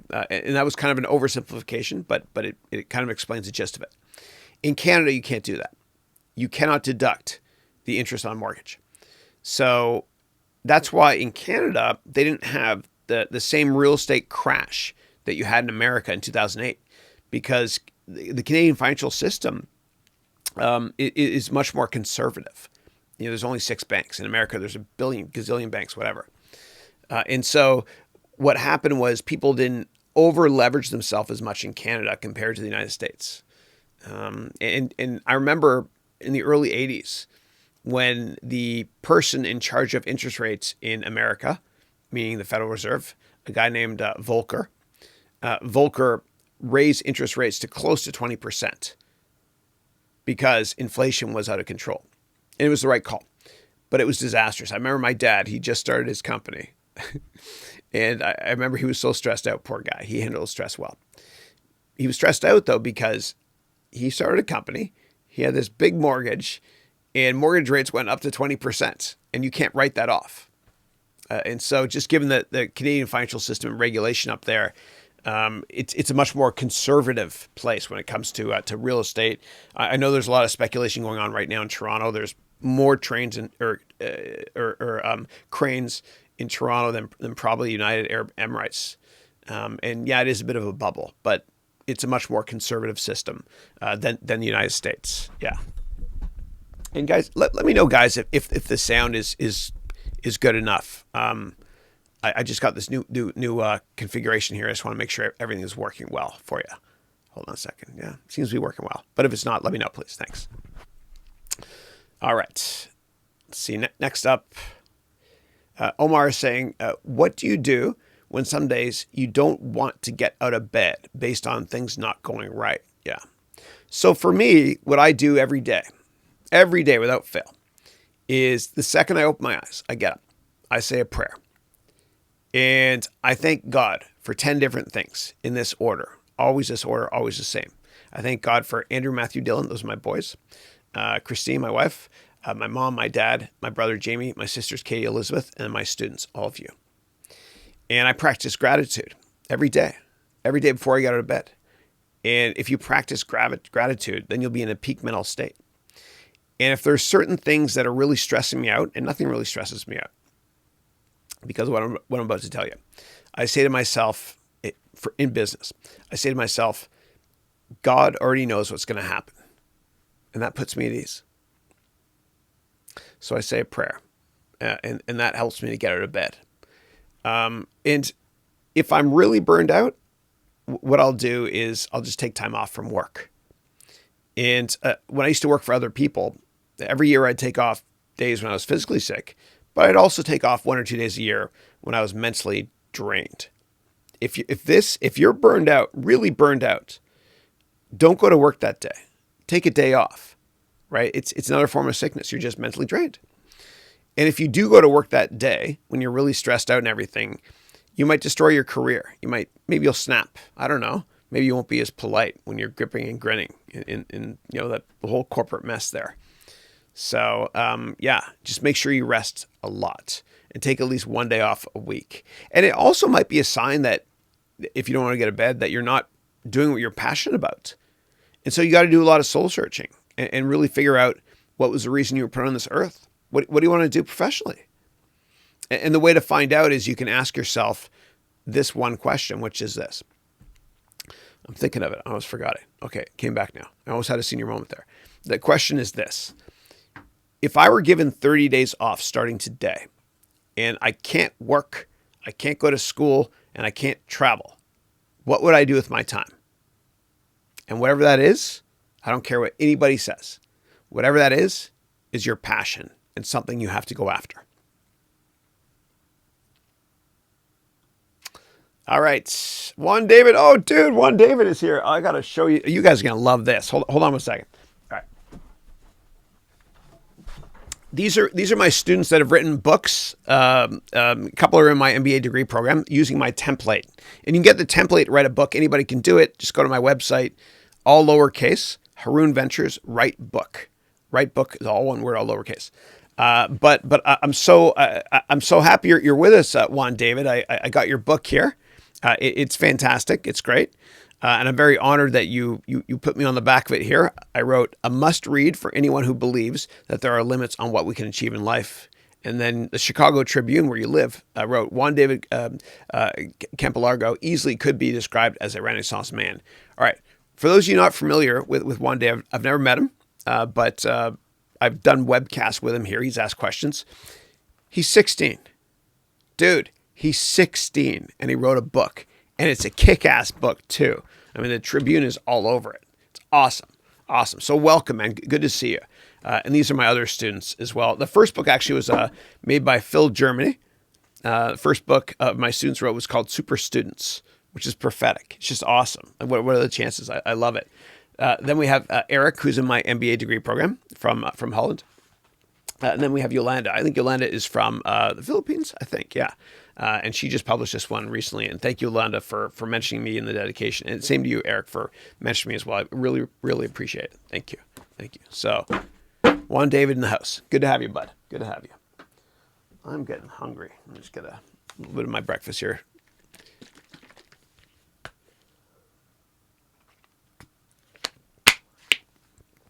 All right. I've got every antioxidant on the planet in here. Everyone, pretty much. Ginger root, kale, a lot of good stuff in here. Lemons, lots of lemons. Don't drink orange juice. The vitamin C is great in lemons, the same amount. And you don't get all that awful calories.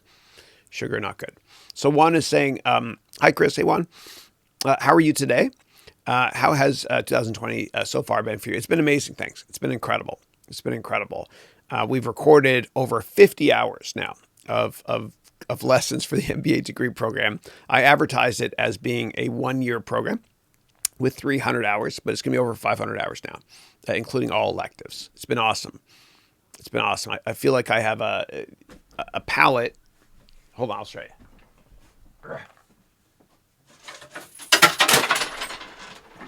That was one of the props falling money, which were on this. I feel like, and this is a prop I use for my MBA degree students, I feel like I have a palette whenever I'm making courses. and whenever I use software as well, and whenever I use Excel and teach my students how to use Excel in the MBA degree program. I feel like I'm an artist, a crappy artist, but an artist nonetheless. Hold on. What would a webcast be without a little bit of Bob Ross? Where the hell is this headed, man? Oh, here we go. Opening. Yeah. So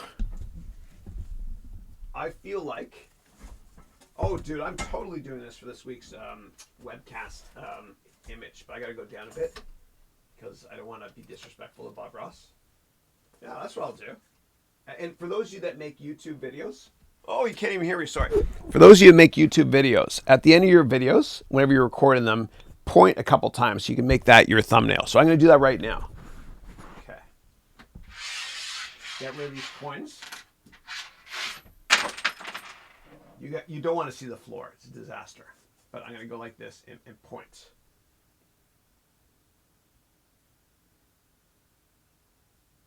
Yeah. And I'll do this one too. And this one in action.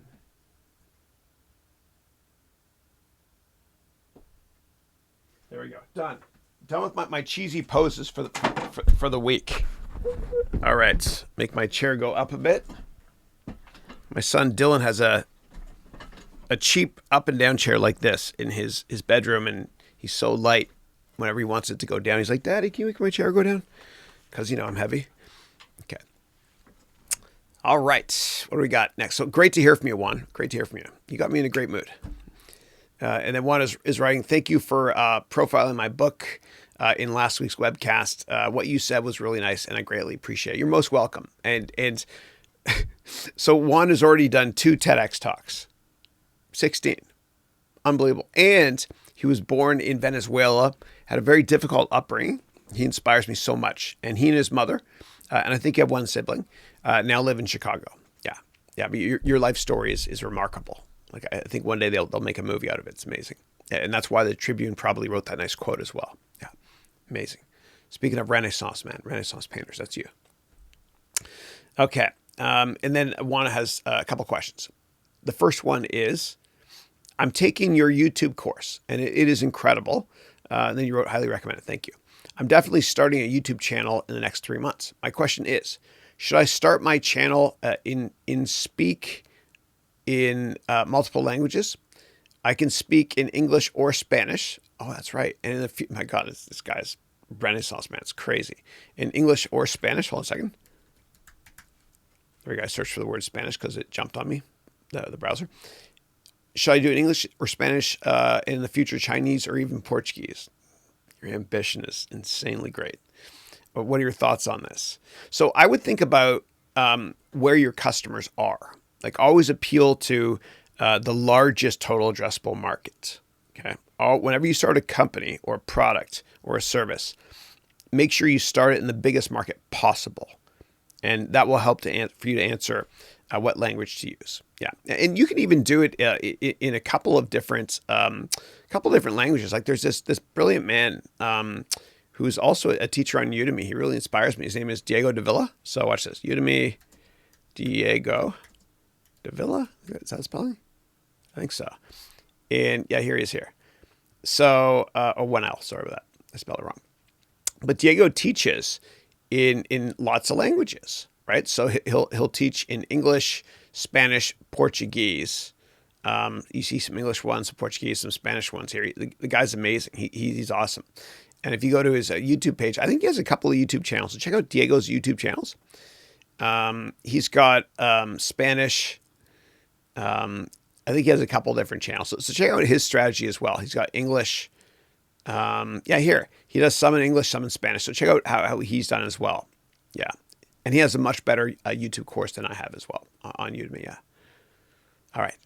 Your next question is, I followed your recommendations of going to ACX for the audiobook for my book. Should I record it myself, hire someone else, or do the 20%, 20% royalty at ACX? I would do it yourself because it's such a personal book and such an inspiring book that I think the passion will shine through from you and not somebody else. And you also, as you're recording it, and for those of you not familiar with ACX, if you go to acx.com, that's an Amazon subsidiary, and you use that to get your books on Audible. But like, if you record it yourself, kind of like Gary Vaynerchuk, he records a lot of his books himself, not all of them anymore, but a lot of them. And he goes off script every now and then. And if you feel like it, you can go off script every now and then as well. And you can even do what Gary Vee does, which he says, okay, I have to go off script here, yada, yada, yada. I think you should do it. Yeah. All right. Next up is Mercy is saying, grandmother continues to be strong mom figure in my life after she passed on. I'm so sorry to hear that. I used to teach her to email and chat online. She was so eager to learn everything. And we laughed together until I cried. Oh, I hear you. I know. I remember teaching my grandfather. Yeah. I had one of those old computers when I was first teaching him that had discs in it. And sometimes it says, take the disc out and flip it. And so he took it out and he flipped it. No? Okay. But my grandfather used to write all in caps. He was yelling at me when he was emailing me. He wasn't yelling. All right, dude, this Ember thing, dude, give me 1 sec, okay? I gotta fix something here. Oh my God, I'm such a loser. I threw Ember under the bus, but the plug is not plugged in. It's still not the best product, but whatever. Yet another senior moment. The older I get, the better I was. There, now it's charging. You can kind of see it charging there. Okay. And see here. Oh, you're most welcome, Juan, for that. Thank you. All right. And if I missed anything in the middle, please paste it again. Omar is saying, when is the deadline for applications for the next cohort for MBA degrees? So I'm putting something up on the website within the next week. We're working on it right now, which stipulates that if you apply early, there's going to be a big discount. So the way it's going to work is if you apply last minute, the price is going to be probably $9.99 or whatever it is. But if you apply earlier, it's going to be a big discount. So just keep coming to my website, and I'll show you where to go, and I'll show you how to apply as well. So what you do is you go here to Haroun Education Ventures, and you go here to MBA program, and then here you'll get all the details you need. And I'll probably put it at the beginning of the FAQ, and I'll update the important dates as well. Yeah, and this here is password protected for those of you that are in my MBA degree program. But thanks for that. I will have something coming up soon. And what I'm going to do is I'm going to turn my watch around to remind myself to hit publish on that webpage. And whenever I have something to remember to do, I turn my watch around. And then later on, I look at my watch. I was like, what time is it? Why is it? Oh, that's right. Update the website. Yeah. I got the idea from Ernie and Bert. Ernie used to put string on one finger to remind him what to do. All right. And Mercy saying, Chris, the electric shock incident, plus all the props you used to teach us, basics of accounting and real world context, give you in the MBA class, it was worth so much in coin. Thank you. Thank you. No, it was fun. It was fun. And for those of you that don't know what I'm talking about, I got a shock because of this. So it was horrible. But I was shocked live on the air. Probably explains a lot.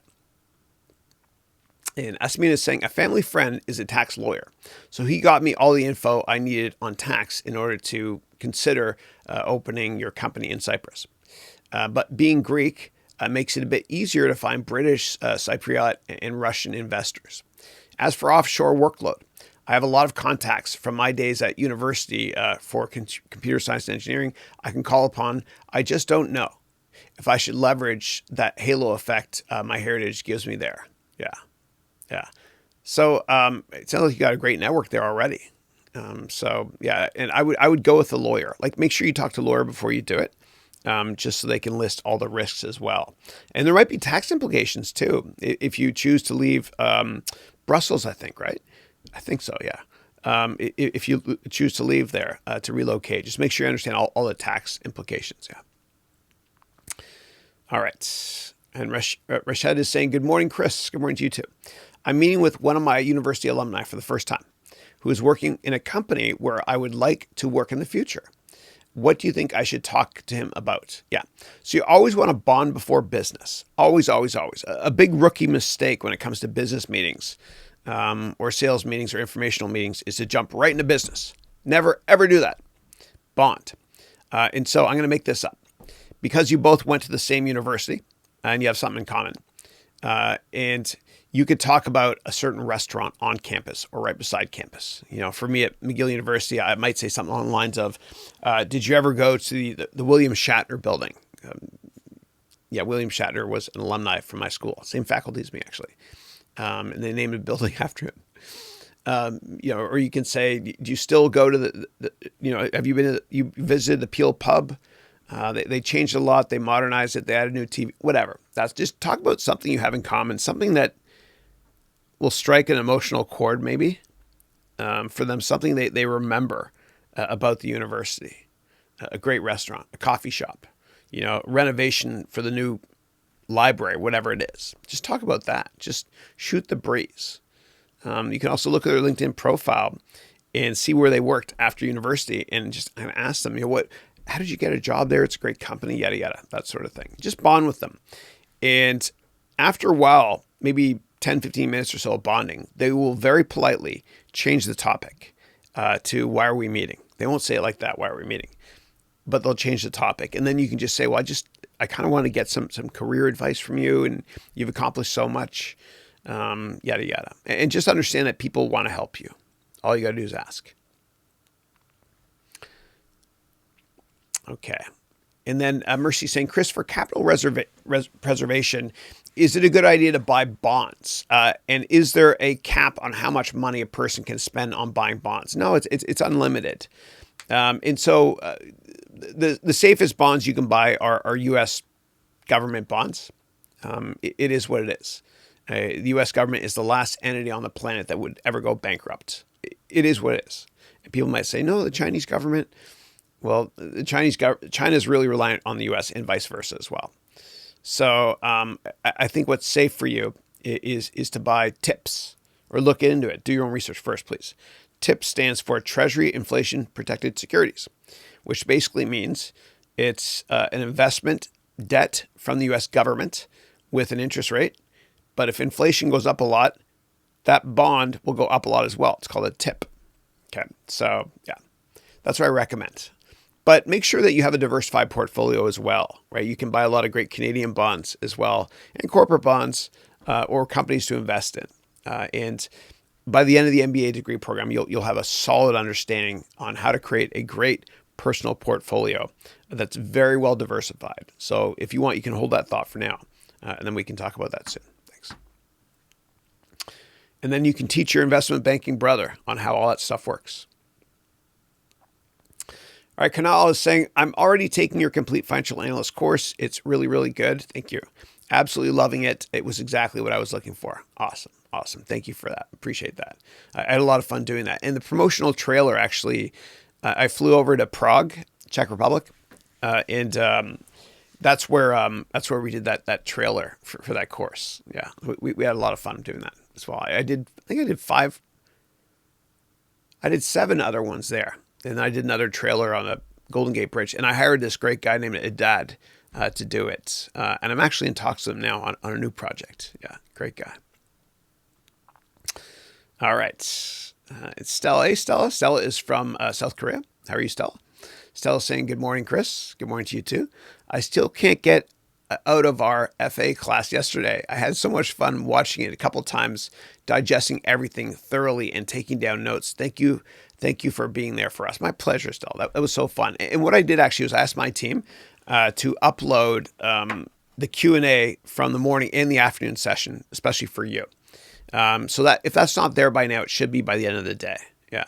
And I think what we might be doing going forward and retroactively is uploading the Q&A from both time zones as well, in case you miss it. And I'm going to have it all indexed as well so that you know exactly where to go to within one of those videos, Q&A videos. So you can get an answer right away. Yeah. And I've recorded, I think, close to 500 hours now of just me doing YouTube live events and stuff. And we're indexing all that stuff as well, so that you'll be able to go to our website and just do a search for any keyword, and there'll be a video response from me on whatever. Yeah. So work in progress. And you're most welcome. That was a fun class. But you're going to, oh my God, you're going to totally love Monday's class and Tuesday's class. Because guess who's back? Back again. That old Eminem song. Will Ferrell and the Cowboy Company is coming back. And we're going to build the balance sheet or the income statement now for the Cowboy Company. And then on Tuesday, we'll do the cash flow statement. You're going to love it. It's going to be a lot of fun. And for those of you that are thinking, WTF, why the face? Just do a search on Will Ferrell Saturday Night Live cowbell. It was a hysterical one they did back in the 90s with Christopher Walken, who was great. Yeah. All right. And Mercy saying, Chris, for future reference, I have a suggestion. Here's an easy to spot visual alert, audio glitch, serial red flags. What do you mean, audio glitch? Let me think about this. Audio glitch. Is that within the course? Audio glitch. Oh, I see what you're saying. Okay, yeah. If there's an audio issue, yeah. No, I know what you mean. I asked you guys earlier if there's any issues with audio, and okay, brilliant. I love it.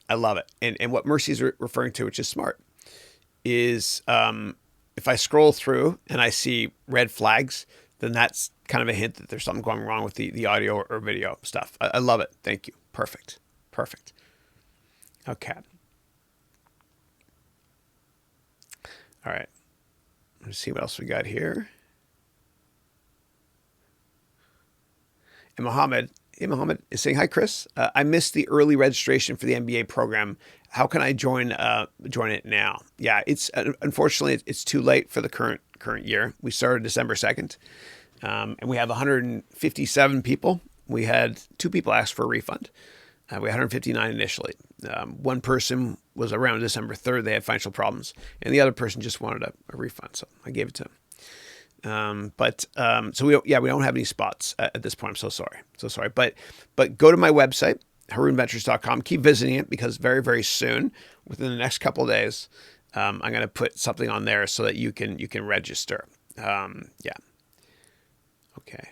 All right. Let's see what else we got here. And Jose is saying, thank you so much for all your responses, Chris. I'm loving your MBA and crypto courses on Udemy. Thank you, Jose. God bless you. I appreciate that. Remember, when you the cryptocurrency course, I show you in one of it's 24 hours long. It's overkill. I should have made it shorter, sorry. But I show you how to make a computer. But what I didn't include, and I should have, is I actually started a fire when I was making it, and I had this handy. I promise you, if you make computers like I showed you, at some point, you're going to smell burning plastic. And the second you smell burning plastic, you always got to know where this thing is. Okay. Grab this and unplug as fast as you can. Okay. And if you're not sure if you should use this on it, then use this on it, even if you're not sure. Yeah. All right. I'm actually, my son Dylan, for show and tell in the science fair at his school, we're going to be building that crypto computer together and bringing it to class for him a couple of Fridays from now. All right. And then you wrote here, I did tutoring in college and taught some classes. I enjoy teaching too, and I love your passion. It's inspiring, you wrote here. Thank you, Jose. I appreciate it. Jose, you got to teach online, man. Here, I'll show you. If you love it, then don't waste your time doing other stuff, or do multiple things at once if you want. I want to show you here on Udemy. I guess I have to search for it now. Chris Haroun. Udemy. But if you go to my, if you go here to my page, whatever, just Udemy, you'll see I have a bunch of free courses on how to teach online. And this one's like 4.5 hours or so. And it's 40 tips on how to teach online based on 40 mistakes I've made. And I made another one. So that one was called Another 40 Tips. I made another one here which is in English and many languages. So another 40 tips. You can work smarter, not harder. I think everybody has something to teach. So please sign up. And if you have questions on how to set up the lighting, audio, whatever it is, all that stuff, ask me, because I've made every mistake there is to make. You can ask me always on this weekly call. Thank you. Okay. And then Gurpreet is saying, hi, I'm from India, Chris. Gurpreet, great to have you. Thank you. Looking sharp today. Keep doing the noble act. Thank you. Thank you. I put this on it. It's my cheesy, inspiring thing of the day. And by the way, this is Shark Virtual Reality, which is my fictitious company. And for those of you taking my complete business plan course or my complete finance course, you'll remember that was we did the IPO for Shark Virtual Reality in that course. Remember, we made the S1 for it, like that Facebook S1 over there. Yeah, and this logo, it cost me literally $5 to make, and I got it within 24 hours using Fiverr.com. That's Fiverr.com. And if you want, let me know. I can actually go to Fiverr and show you the whole process of how I had it made. It was a great deal. Great deal. All right. All right. Gupri, again, great to have you, buddy. More love back at you. Okay. Next question is, hi, Chris. I would like to know, how are you going to make an exit strategy for your startup? Yeah. The only exit strategy is when I pass away. This is it. This is all I'm doing. And I've had inbounds actually to invest. I have a couple of very wealthy friends that work in Dubai that invested millions in my previous venture capital investments I've done. And they've asked as well. And I very, very politely said, thank you, but I can't. I don't want to take any investors. I want to own it and just kind of, it's not about money. It's not about money. Otherwise I wouldn't be doing these calls. I've done hundreds of hours of weekly calls now like this, and I don't make money from it. Like I don't really care. I mean, a little bit in advertising, but it's nothing, dude. It's like a couple $100 a year or whatever. So there's no exit strategy. This is it. I don't have a plan B. This is what I'm doing.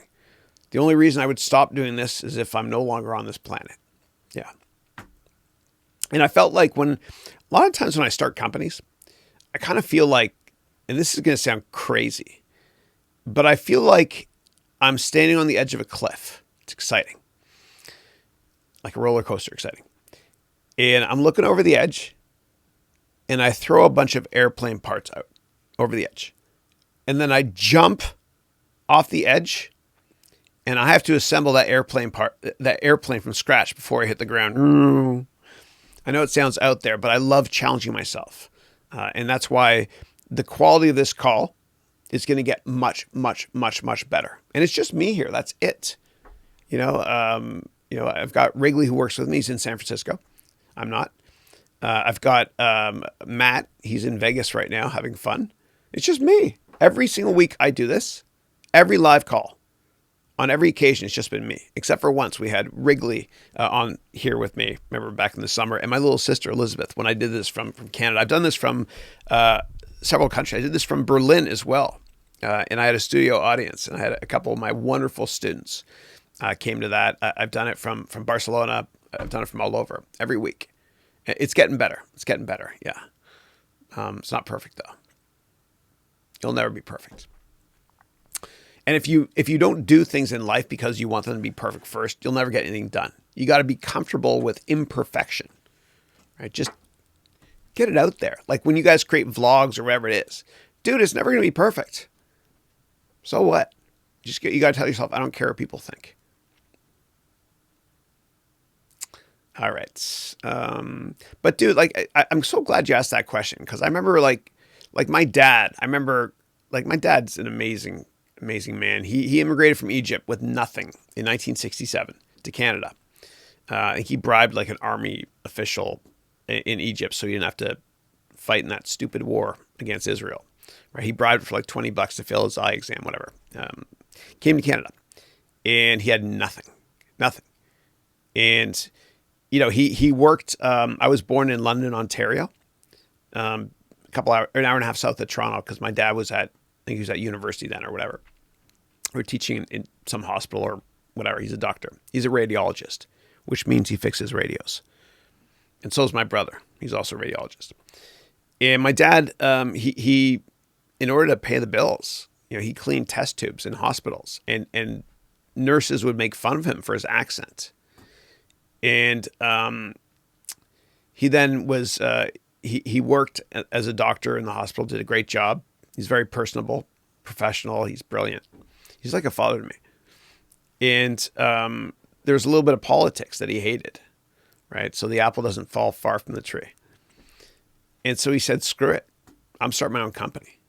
You don't want to spend the rest of your life, and I'm going to swear here, sorry. So earmuffs. You don't want to spend the rest of your life being someone else's bitch. So he started his own company when I was a little kid, and he grew it to 300 employees, 30 or 40 offices. It was the biggest private, whatever, practice across Ontario, I guess. He branched out into nuclear medicine, ultrasound, mammography, sports medicine, and other stuff as well. And I mention all that because for my dad, like the company, which was called GAM X-Ray, it was, and he recently sold a big part of it, but he's still staying busy. He always has to read X-rays. Otherwise he'll be like Uncle Fauci. But for my dad, that company was like one of his children. And obviously not as important as me and my brother and two sisters. They're adopted. If you're watching, Katie, Elizabeth, and Jamie are adopted. I'm just kidding, they're not. But adoption is a wonderful thing. That his company was kind of like one of his children. And, I never want to sell this thing. I don't have an exit strategy. If I did, I'd be doing it for money and forget it. It's like Elon Musk, and I should not put myself in the same camp as him because he's way better than I'll ever be. But for him, it's not about money. It's not about, let's wait until Tesla is worth this much money and SpaceX this much money so I can sell. No. It's about passion. And if you get investors in your company and they're bad investors and they're on your board and they're bullying you and they try to take control and take the company away from you, you know what that feels like? That feels like ripping a baby out of somebody's arms. Not as harsh, obviously, but you get so attached to what you're trying to create. And for me, I want to revolutionize education online. I want to touch every person on the planet and help them live their life on their own terms, or help them to find a new business career, or help them learn how to advance within a big company. I want to help people with their careers. That's just what I want to do. I want to help. That's it. And when I used to work for other people, I remember my annual review. It was always great. I always did fine, whatever. But there was always that uncomfortable conversation with my boss in almost every company, which is, Chris, you've done a great job, yada, whatever. But can you spend, and it was hard for them to say, can you spend maybe a little bit less time mentoring and helping others? And my answer was always very politely, no. It's just who I am. It's what I enjoy doing. And for a big part of my life, I thought that kindness was kind of a sign of weakness. But then I kind of reassessed things. And I think that the best way to network for all of you is to help people, because it will come full circle to help you out longer term. And so a lot of my great business ideas and investments came from people that I mentored. I never did it for that reason, though. Never. But you got to help. Give and you will receive. Some people call it karma synchronicity. Some people call it what you will. But you just got to give with your heart. And in business, you got to think with your heart first and this second. Even from a customer service perspective, like, I think a company is only as good as its customer service. I really believe that. And that's why we pay ridiculous premiums for these devices, right? Like 80% of my students have Android devices. Thanks for the feedback, Wrigley saying sounds good. Thanks, bud. But Apple, like, you go to an Apple store, you're paying a premium. You know that whenever you buy anything there, like even a non-Apple product, you're paying a premium. Like, you could go online if you want and find it cheaper. You all know what I'm talking about. But you pay it anyway. Or you buy an iPhone at least, which is pricey. You can buy cheaper alternatives out there. But the customer service is going to be amazing. And so a company is only as good as its customer service. It's kind of like when you go to the cleaners. You go to the cleaners to get your clothes clean, dry clean, whatever. and there's a hanger, it comes on with paper on it, says, "We love our customers." In order to survive longer term in a company, you have to love your customers.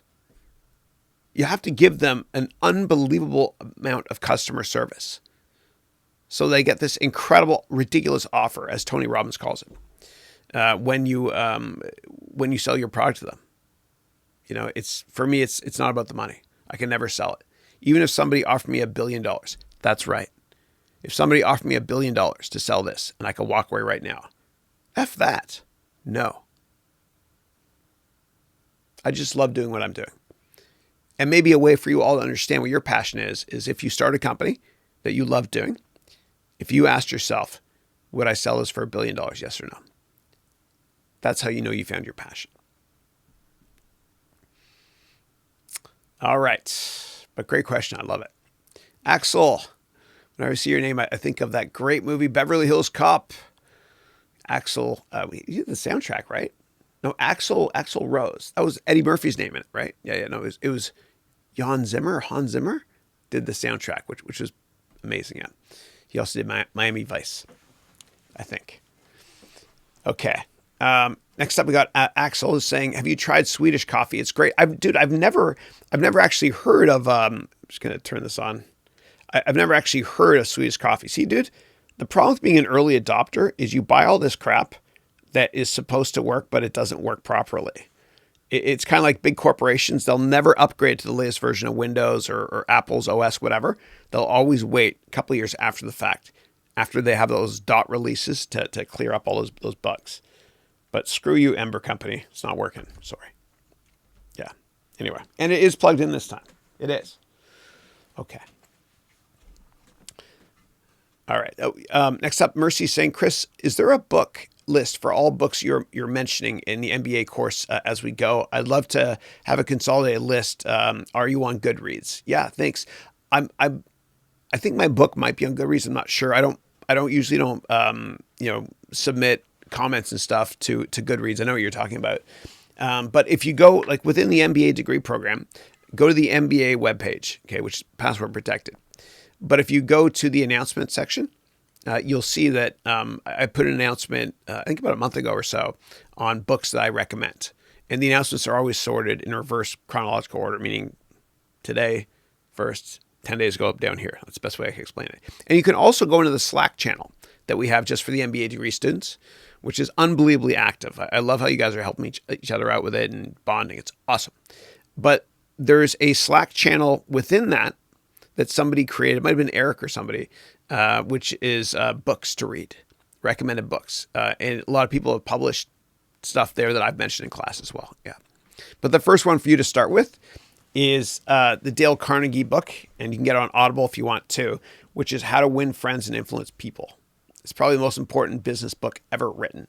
And without Dale Carnegie, all these guys like Tony Robbins, etc., they wouldn't be nearly as successful. Okay, there we go. It's turning on.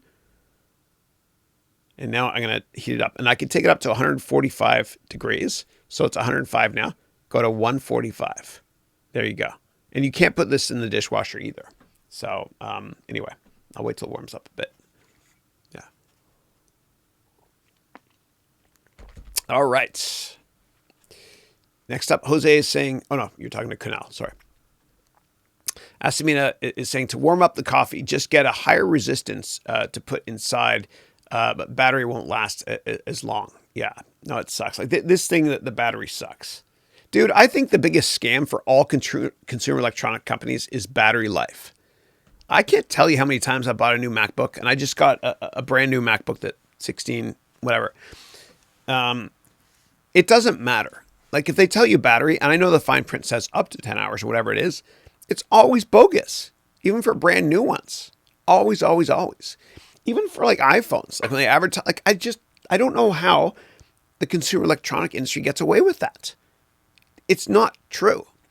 But when I use my iPhone almost all the time now, what I do is I actually put it into battery conservation mode, right? Which might be hard to see, but I turn this on all the time. It's always on.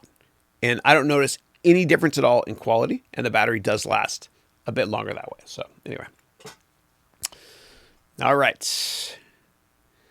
And then Stella is saying, Chris, today I'm bombarding questions from our finance and accounting class. Please bear with me. No, please bring it on. You ask amazing questions. Amazing questions. And you guys are going to love Monday's class and Tuesday's class. I'm not going to get electrocuted like I did last time. But I have a ton more exhibits, like just literally hundreds more down here that I've created. Tons. You guys are going to love it. Yeah. All right. And then Stella is saying, why are other collectible items like comic books considered as cash and equivalent instead of inventory rather? Yeah. So I'm so happy you asked that. So what I did was in one of the boxes for, I'll show you here. All right. So for this here was, current assets here. And then I had cash and equivalents in that box. I want to put just 3 boxes in each one of those bigger boxes just to keep it simplistic. And I love teaching in 3s. So I got to fix this backdrop here. So I just consolidated everything into one, right? So I just called it cash and cash equivalents on the balance sheet. I could have had a separate category for equivalents, whatever. Basically stuff you can turn to cash really fast. Like obviously this, and this is a fake 20. Nobody got my joke about Keith Richards being on the $20 bill. I was kind of sad about that. And then I had cryptocurrency wallets in here as well, right? Just a bunch of them. And then this bunch of cryptocurrencies. This is just symbolic, really. Cryptocurrencies are digital. And then this is what you're talking about, comic books. I had these listed. So this is Action Comics, #1. First appearance of Superman. Be worth a fortune if this was a comic, it's just a magnet. And this one here is Michael Jordan's rookie card, which is just a magnet, but if it was real, it's Fleer 1986. It'd be worth 30 grand or so. Amazing. But I just include this stuff in here because I said you can convert it to cash really quickly. Now, I wouldn't include this stuff in inventory because I'm not selling cards or comics. You know, if I were a company that sold comic books, I put this in the inventory. But no, it's not an inventory because I'm not making that. Inventory is where you put stuff that you haven't sold yet. Okay, and remember we talked about the current ratio and the quick ratio, and the quick ratio is the current ratio that doesn't include inventory. Yeah, but inventory can destroy a company. Remember the case study I showed you guys, that ET cartridge.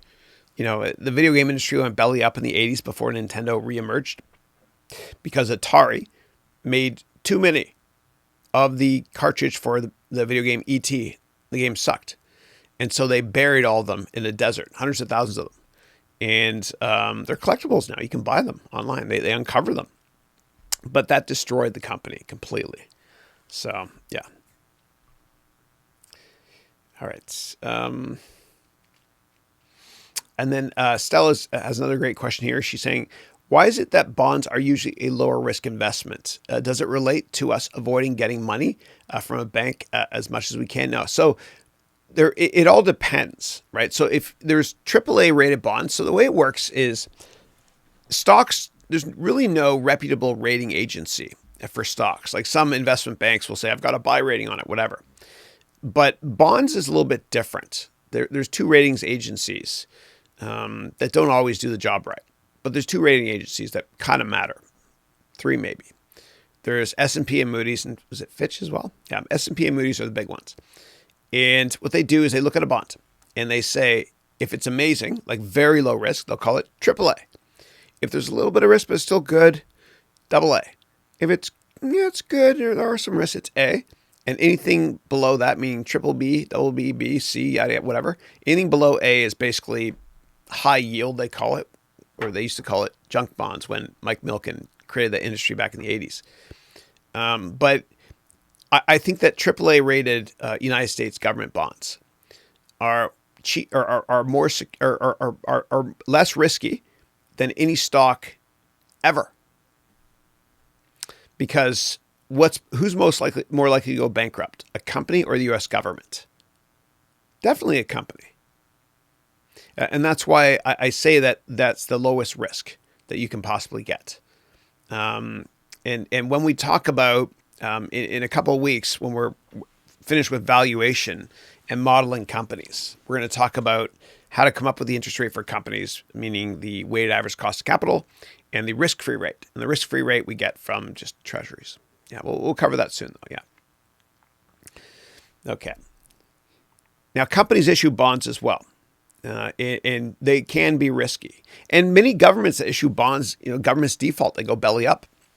And that's why even municipal bonds, like munis, we talked about in class on Tuesday, municipal bonds, like if you invested in bonds from Orange County, not the TV show, it was a great TV show though, but if you invested in Orange County bonds, 10 or 12 years ago, whatever it was, and Orange County is just a region in Southern California, you might have lost all your money.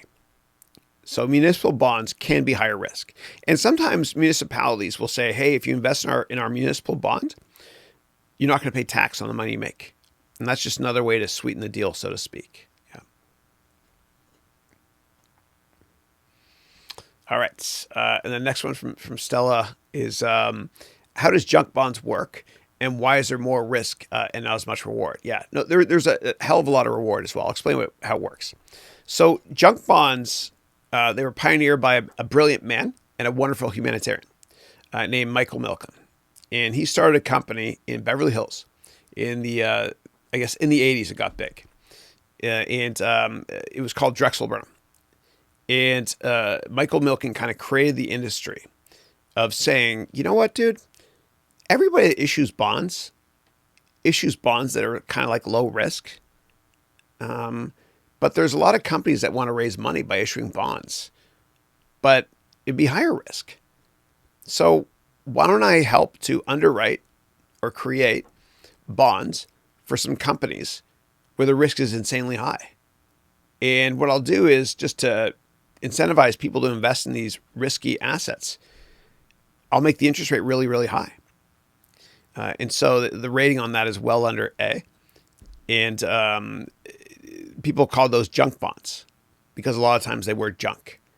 And a lot of the casinos in Las Vegas, right, if you think about it, who the hell wants to make a city in the middle of a desert and build 8 of the biggest hotels in the world, right? 8 of the 10 biggest hotels in the world used to be on the Las Vegas Strip. Who the hell would do that? Well, it's hard to find investors that would invest in that. So we got to sweeten the pot and say, hey, man, if you invest, your return is going to be 25% by buying these junk bonds. But there's a risk you can lose all your money. So he kind of pioneered that industry. And then he went to jail for 2 years for insider information.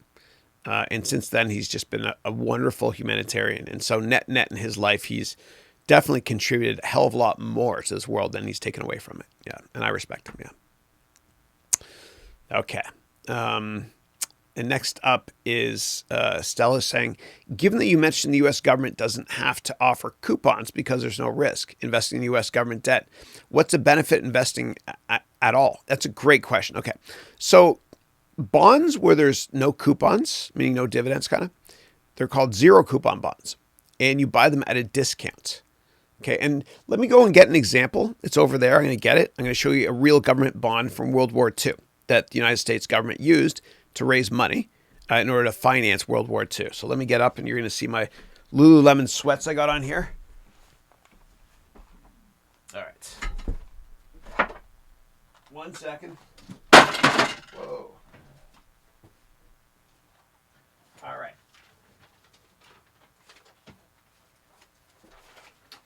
I'm going to show you a corporate bond too.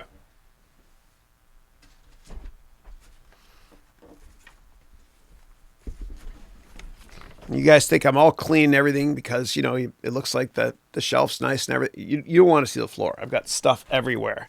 I've been running at 1,000,000 miles an hour, getting all this stuff up for you guys. It's been fun. I'd run faster if I could. All right. So this here is, this is a company issuing a bond. This is Euro Disney. This is what the Disney Corporation issued in France. It's in French here, back in the 80s to make Euro Disney. And I'll show you the government bond in a second with no coupon. And what they did was they said, hey, we'll give you a certain percent return if you invest and lend us money so we can build Euro Disney. And there's a bunch of coupons. And so these are the coupons. People used to tear these off, right? and then turn them into the bank or whatever it is to get that coupon. It's like a dividend. So this has a coupon. This does not have a coupon.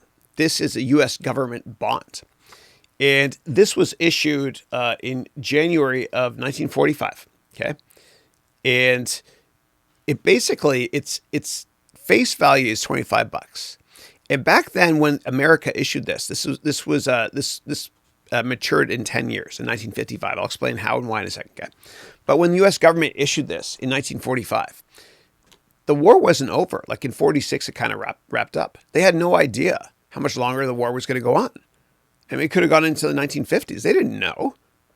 And so they issued this, right? And so this is a war savings bond, and it's worth $25 at maturity. What does that mean? Well, if I look on the back here, and you won't be able to see this, but I'll read it to you.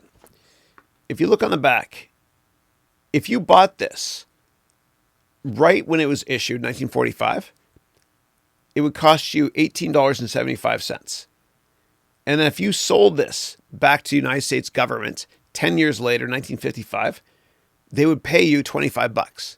So you made money on this because you bought it for $18.75 in 1945. And then in 1955, 10 years later, the U.S. government bought it back for you for $25. Now there's a table, and you could see after 1 year. So if in 2 years you want to sell this, the U.S. government would buy it from you for $19. So you're still making a bit of money on it. If you held it for 4 years, the U.S. government would buy it back from you for $19.75. If you held it for 5 years, they'd pay you $20.50. If you held it for 8 years, $22.50. And if you held it for 10 years, $25. Okay, so you are making money on this. It's a relatively low risk investment. There's no coupons on it though, right? You just buy it at a discount. That's why they call this a discount bond. Zero coupon. This is a discount bond because you bought it at a discount. So it says $25 on it. You bought it for $18.75. You bought it at a discount. And you might think that's not that much interest, Chris. When you bought it for $18.75 and you're hold it for 10 years and you're only going to get $25 back, why not more? Well, it was a very patriotic thing to do at that time as well. In fact, some countries, like in Israel, you could buy Israeli bonds that have no interest at all. It's just a patriotic thing. So this is World War II, is a patriotic thing, to help Uncle Sam or, to help out the troops, that sort of thing. So yeah, that's how that works. If you have a question on how, or more questions on how this discount bond works, government bonds, or this coupon bond from a corporation, Walt Disney, let me know. Thanks. All right. And investment bankers, just like I showed you with the Facebook IPO document there, investment bankers made that, and investment bankers also do this as well. Except that the Facebook IPO, that's called equities. Why equity? Because the word equity means you own something. I have equity in my house. I own part of my house. So you buy equities, that's stock. And then when you buy these things, this is called fixed income because you received a fixed amount of income every now and then. So anyway, that's what it's called. All right. That was fun. And I buy a lot of this stuff from eBay. And when you guys give presentations, like you got to go out and get this stuff on eBay, historic stuff. It's a lot of fun, and think of it like you're renting it. So you could sell this back over eBay and you'll pay the 5% fee, whatever it is when you sell it. So helps you think differently and present differently. And it makes it more fun too. Like when I was taught this stuff, oh my God, it was so boring. Actually, my economics teacher was awesome at Columbia. His name was Milind Rao, R-A-O. He used to work for Soros as well. Great guy. I think he's at Northwestern now. Not sure, but he made it fun. He made economics fun. Yeah. And my finance teacher, a guy named Matthew Rhodescroft, he went over to teach at Harvard afterwards. Great guy. He made finance fun for me. Yeah, those guys had huge influence on my life. All right. All right, it's getting warmer. So now it's at 125. It's at 105 before. The goal is 145, though. Don't buy this product. All right, next up, Valenza from New Zealand. Wow, it's late for you there, man. Thanks for staying on for so long. I've been falling behind on your MBA degree program. Been very busy at work. I need to catch up. Yeah, there's no rush. And the beauty of the program is take it at your own pace. You can take it when I release each lesson, or you can just watch the replay. And if it takes you 10 years, it takes you 10 years. This is your degree on your time. Okay. And then somebody is saying, Stella, just type junk bond in Google and you will see your answer. Yeah. No, but no, I love it when you guys ask questions though. Like ask it. If you try that on Google to see if it works, if you can get it, let me. You know what, dude? Let's see what happens if I type in junk bonds on Google. Now you got me curious. Google junk bond. Go. Yeah. So they renamed junk bonds high yield bonds, right? It's a high risk bond issued by a company seeking to raise capital quickly in order to finance a takeover. Yeah. That's one definition of it, but it's not always done in order to finance a takeover. So I think Google is wrong here. Let's see what they say here. Yeah. Here, Wikipedia is saying it's called high yield debt. Same thing. That's right. A high yield bond, meaning a junk bond, is a term in finance for a bond that is rated below investment grade. That's right. It is. These bonds have higher risk of default or other adverse credit events. I speak gooder than this. But typically they pay higher yields than better quality bonds in order to make them attractive investors. That's actually a fair definition. Yeah. All right. Let's go here. All right. Next up, we've got Mercy, who's saying, do all valuation models have the same components, meaning fundamentals, valuation, and technology? And then you're saying, can you please explain the first two? And then what are your top 5 favorite valuation tools and how do we pick a framework? Yeah, I'm happy you asked this. So the framework you're talking about, FVT or VFT, it basically means when you analyze stocks, and I'm teaching this one on FA 17, okay, in 2 weeks, Finance and Accounting, Semester 1, Class 7. When you analyze stocks, I want you to look at fundamentals first, right? Meaning how good is the management team? Is there a lot of competition? That sort of thing. How good is the product? Then I want you to look at valuation, which means how cheap or expensive is this stock relative to the competition? And then lastly, number 3, a distant third, is technical analysis. And technical analysis is basically you look at a chart and say, oh, it's oversold or overbought, which will kind of help you to decide when to buy a position or buy more or take some profits. So you look at it in that order, and don't be a trader because traders don't survive longer term, I promise you. So that's an explanation of those components. And then you wrote here, what are your top 5 or top favorite valuation tools and how should we pick a framework? Yeah. So I'm going to teach this one in FA 1-8. Okay. And what we're going to do is, and we're doing this all in order on purpose. Like I showed you how to create a balance sheet last class. We're doing an income statement on Monday, cash flow statement on Tuesday, and you're going to love it. It's a brand new way to teach it. Like I'm creating new stuff. It can't just be the same way I taught stuff before. Otherwise, why would you pay for me? And then what we're going to do after that is we're going to learn how to forecast the future and how to value these companies. Now, the frameworks I'm going to teach, there's many more than 5. One of them is price to earnings ratio, which means for every $1 in earnings a company has, how many dollars are you going to pay for that stock? Another one is price to revenue, which means for every $1 in revenue a company has, what are you going to pay for that company? Okay. And the reason we look at price to revenue is because a lot of companies are not yet profitable. Then we're going to look at price to book, which value investors love, which means if you liquidated the company entirely, would you get more money back? And so the magic number is a price to book of under 1. Okay. We'll talk more about that soon. Then there's also EBITDA values. We talked about EBITDA before. It's just operating profit. Basically means how much money did you make before you deducted taxes, interest, and depreciation. We'll look at EBITDA multiples, which is like price earnings multiples kind of, but you exclude interest, taxes, depreciation, and amortization. We'll also talk about discounted cash flow, which means if we look at how much money the company's going to make from now until the year infinity, whatever, and we take all the future cash and we discount it to today's terms, then that's what the company is worth. Okay, and there's several more we're going to look at as well. And if that didn't make much sense to you, that DCF stuff I just mentioned, or any of the other valuation frameworks, don't worry. We're going to go into a lot of detail during the upcoming classes. Thanks. Okay, and John Clee from Rochester. How are you, John? John is saying, what is your smoothie recipe? Yeah. So what I do is I've done a ton of work on speeching properly. ton of work on how to prolong life, life extension. And I take a ton of vitamins every day. And you guys have seen them, and I don't want to be like a broken record player, but I put them in this little cup every day.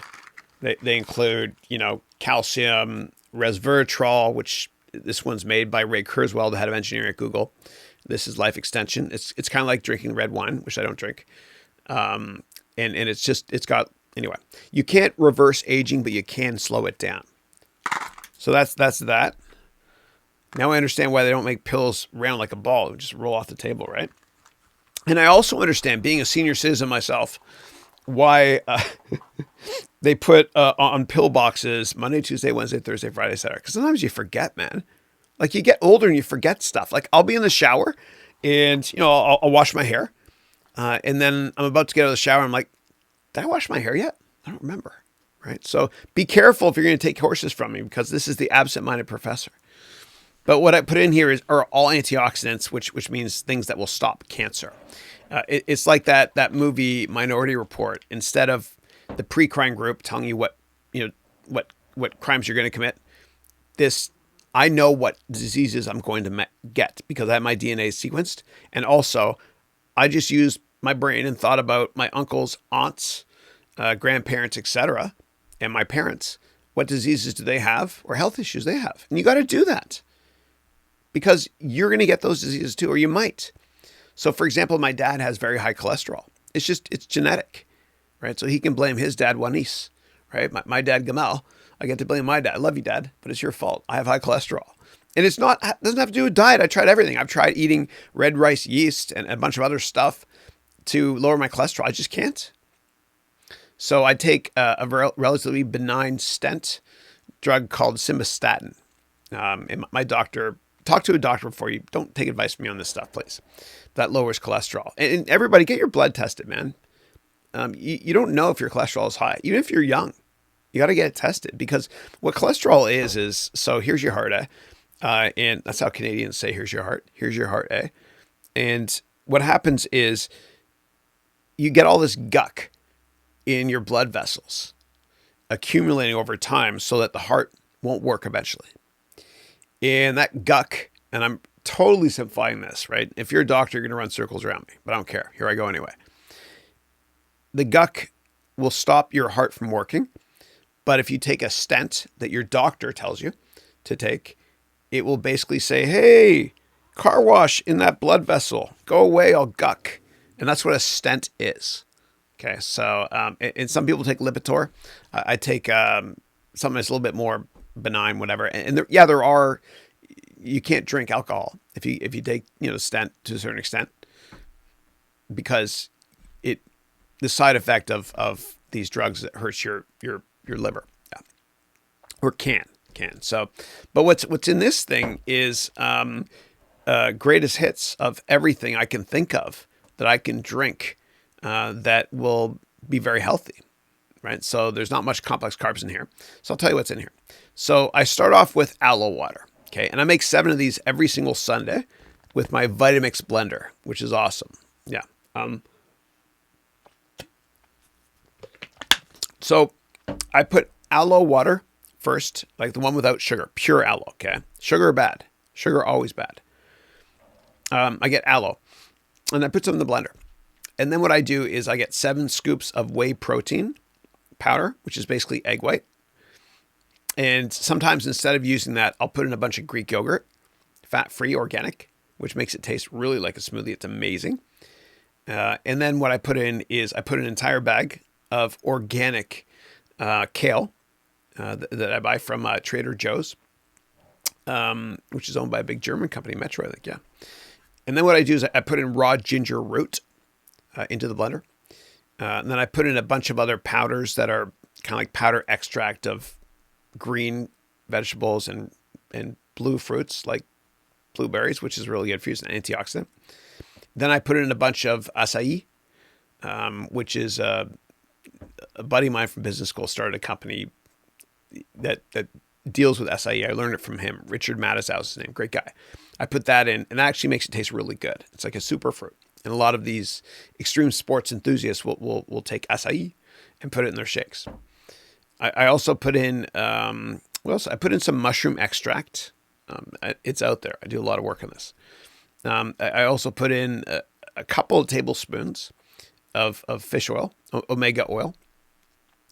And then I put in 2 tablespoons of flax seeds, especially for men. You got to do that. So you don't get, you reduce the chance of getting cancer, certain type of cancer. And then I put in, well, I think that's it. There might be a couple more things. Oh, lemon. Yeah. I put in 7 lemons, organic, of course, in the Vitamix for the 7 days of the week. Yeah. And then I fill it all the way up. Oh, coconut water too. Yeah. Always the ones without sugar added.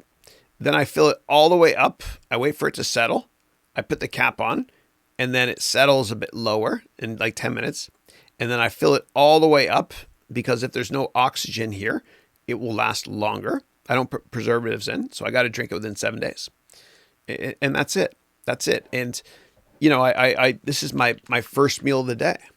And you've never seen me eating on any of these webcasts, or even for my MBA degree students and the gazillion hours of lessons we've done so far, because this is what I eat. It's this.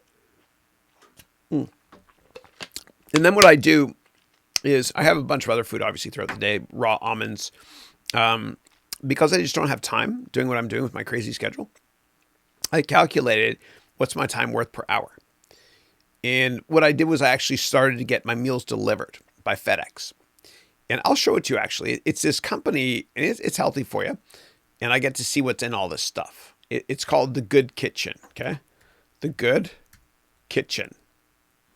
And every week, I get a box that's refrigerated, and it costs me $13, a little bit less actually, per meal. So let me see if I can log in here, and I'll show you what was delivered this week. Make sure we're still recording good. Right. Okay. Yeah. So yeah, and I can rate meals that I've had, whatever. I can look at. So this is what I had last week delivered to me. Okay. And so what I do is, like, for example, they're all very low in carbs, the one that I select, or they call it the keto diet or whatever. So what you can do is I can look actually at the nutritional content. So this one's got 16 grams of carbs. But whenever you look at carbohydrates, so carbohydrates are what make you fat. It's not fat. Okay. Carbohydrates make you fat, not fat. So you always look at carbohydrates. And then what you do is you deduct fiber, because within carbohydrates is fiber. And so 16 minus 6 is 10. So your body thinks you're only consuming 10 grams of carbohydrates here. It's called net carbs. So look on the back of Quest bars or anything you buy. If you see that carbs is high, look at the dietary fiber and take carbs minus dietary. That's 16 minus 6 is 10. And your body thinks you're getting 10. So anyway, and this is the stuff I had this week. Yeah. So I get 5 delivered each week. So it's a good deal. It's a good deal. I mean, some of the meals gets kind of, I don't know, like a little repetitive and boring after a while. So I mix it up. There's like 30 you can choose from, whatever. And the way I cook them is so I get them in a box. They come, and there's refrigeration in the box, whatever. And I don't pay for shipping or any of that stuff. Then what I do is I put it in my fridge, and then I take one out each day when I want to eat it. And I go to the microwave and I push number 7, which means 2 minutes. I don't know why. And microwaves are still confusing these days. But I push number 7. 2 minutes later, it's ready. I take it out and I get scissors and I cut it open, and that's it. It's fast. It's healthy. And it saves me a lot of time. Because I plan every second, every day. And I still don't get everything done. Yeah. And that's another thing. When you work for yourself, you got to understand that at some point, the day's over, man. Like, just work's going to be there tomorrow. Just stop. Go spend time with Christine and the kids. You know, go on the elliptical trainer. And I work on the elliptical trainer too. And I actually have this clicker. I don't have it here. I think it's upstairs. A PowerPoint clicker that's wireless. And I'll put my laptop on the elliptical trainer here or at my gym. And while I'm doing elliptical trainer, which is cross-country skiing, it works out every muscle group, I'll click through the slides here, right? So I know what I'm going to be talking about next week, whatever. So anyway, I always try to multitask. Yeah. And Venkatesh is saying, hey, Chris, I hope you're doing good. Likewise. Great to have you. Thank you. And Mercy saying, Chris, for someone starting as an entrepreneur, is LLC, meaning Limited Liability Corporation, the best legal entity? What is the most reliable source to research this? And what tax mandates apply in Canada? It's all specific. It's all specific. So every region of the world is different from a law perspective and a tax perspective as well. And it changes a lot. And so I recommend speaking to a lawyer, please, and getting them to help you incorporate your business. And I also have a tax lawyer as well. There's a company I hire here called Tax Ninja. And it's insane. Like, it costs a lot of money per hour, but it's the best investment ever because they'll find me a lot of tax breaks that are legal. So yeah. And don't do your own accounting ever. Like, don't file your own taxes. Always get an accountant. It might cost you slightly more than using TurboTax or whatever, but they will find loopholes, and save you a lot of money. So how do you find out who's a good accountant? Well, there's no online repository that's worth looking at. There's no Yelp for accountants, whatever. You got to ask your aunt, your uncle, your parents, or a relative or a friend that's successful and older than you. Which accountant do you use? Can you recommend? So, and that's what I've done with my account. I've recommended my account to a ton of people. Yeah. All right. And then Vipul is saying, good morning, Chris. Good morning to you too. How are you? Excellent. Excellent. Give me one second, guys. Vipul. Okay. I lost my spot, but I searched for the word Vipul, the name of Vipul, and I found it. Okay, cool. All right, guys. So we got about 20 minutes left because at 11:15, I've got to do my for MBA students only office hours. Okay. So let's see here. Hi is saying, hi, Chris. How are you doing today? I'm doing awesome. Thank you. Thank you. It's great to hear from you. When I see your name, I think of the Baha'i Gardens in Haifa, where Christine's family lives there. Yeah. All right. I'm doing great. Thanks. And by the way, Asamina, if you're still in the call, I know you're Greek and we've talked about Greek food before. So Christine's her mom's side of the family, they're from Greece. And what happened was it was Santorini, as you know, a beautiful island. There's that volcanic eruption. And so some of Christine's relatives passed away. But the ones that survived, they got in a boat and they didn't know where to go. And they ended up sailing to Israel. And so if you go to northern Israel, around Haifa, there's a Greek restaurant that's my wife's family. It's called Abu Christo, which means son of Christo, I think, yeah. And their family was, her maiden name was Triandafilides, which is 30 flowers in Greek. And Christine used that for our Amex, American Express. Whenever I had issues, I called up and I was like, Amex, what's going on? Card doesn't work. And they said, yeah, what's the code word? And I said, Triandafilides. And then they said, spell that. And then I hung up. It's just a long word, but it means 30 flowers. Okay. Vipul's saying, do you use any productivity or any habit tracking app? I do. So I wear an Apple Watch. And during the week when I teach, I wear my other watch. And I have my Apple Watch around my ankle. I know it's crazy, but hear me out. I do it around my ankle because what you don't see under the table a lot of times is I'm actually cycling. You totally can't tell, but I am.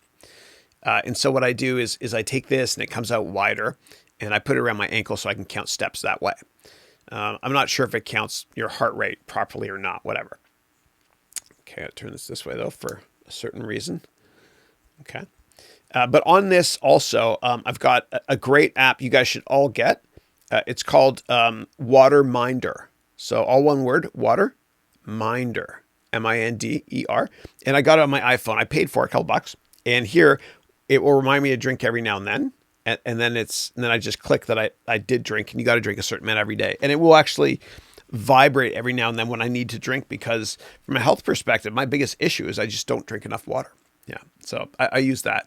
I have Calm as well. I don't, the meditation service. I don't pay for the premium version of it. I don't use as much as I should. Yeah. And I use another product as well called Whoop. That's WHOOP. And I usually don't wear it on the air. But it's something that most NBA basketball players wear under their wrist. And what it does is it tells you not just your heart rate and stuff, but there's also science behind it. So it'll tell you how you're recovering from a workout and whether or not you should work out or not work out today. Because we all know that if you push yourself too hard sometimes in the gym, you get sick. And I can't afford to get sick. Like come hell or high water, I vlog every day. I do these things almost every day, these live things. So I can't get sick. I just can't. So Whoop, there it is, WHOOP, will tell me if it thinks I'm about to get sick. And when I see that, I then don't exercise that day.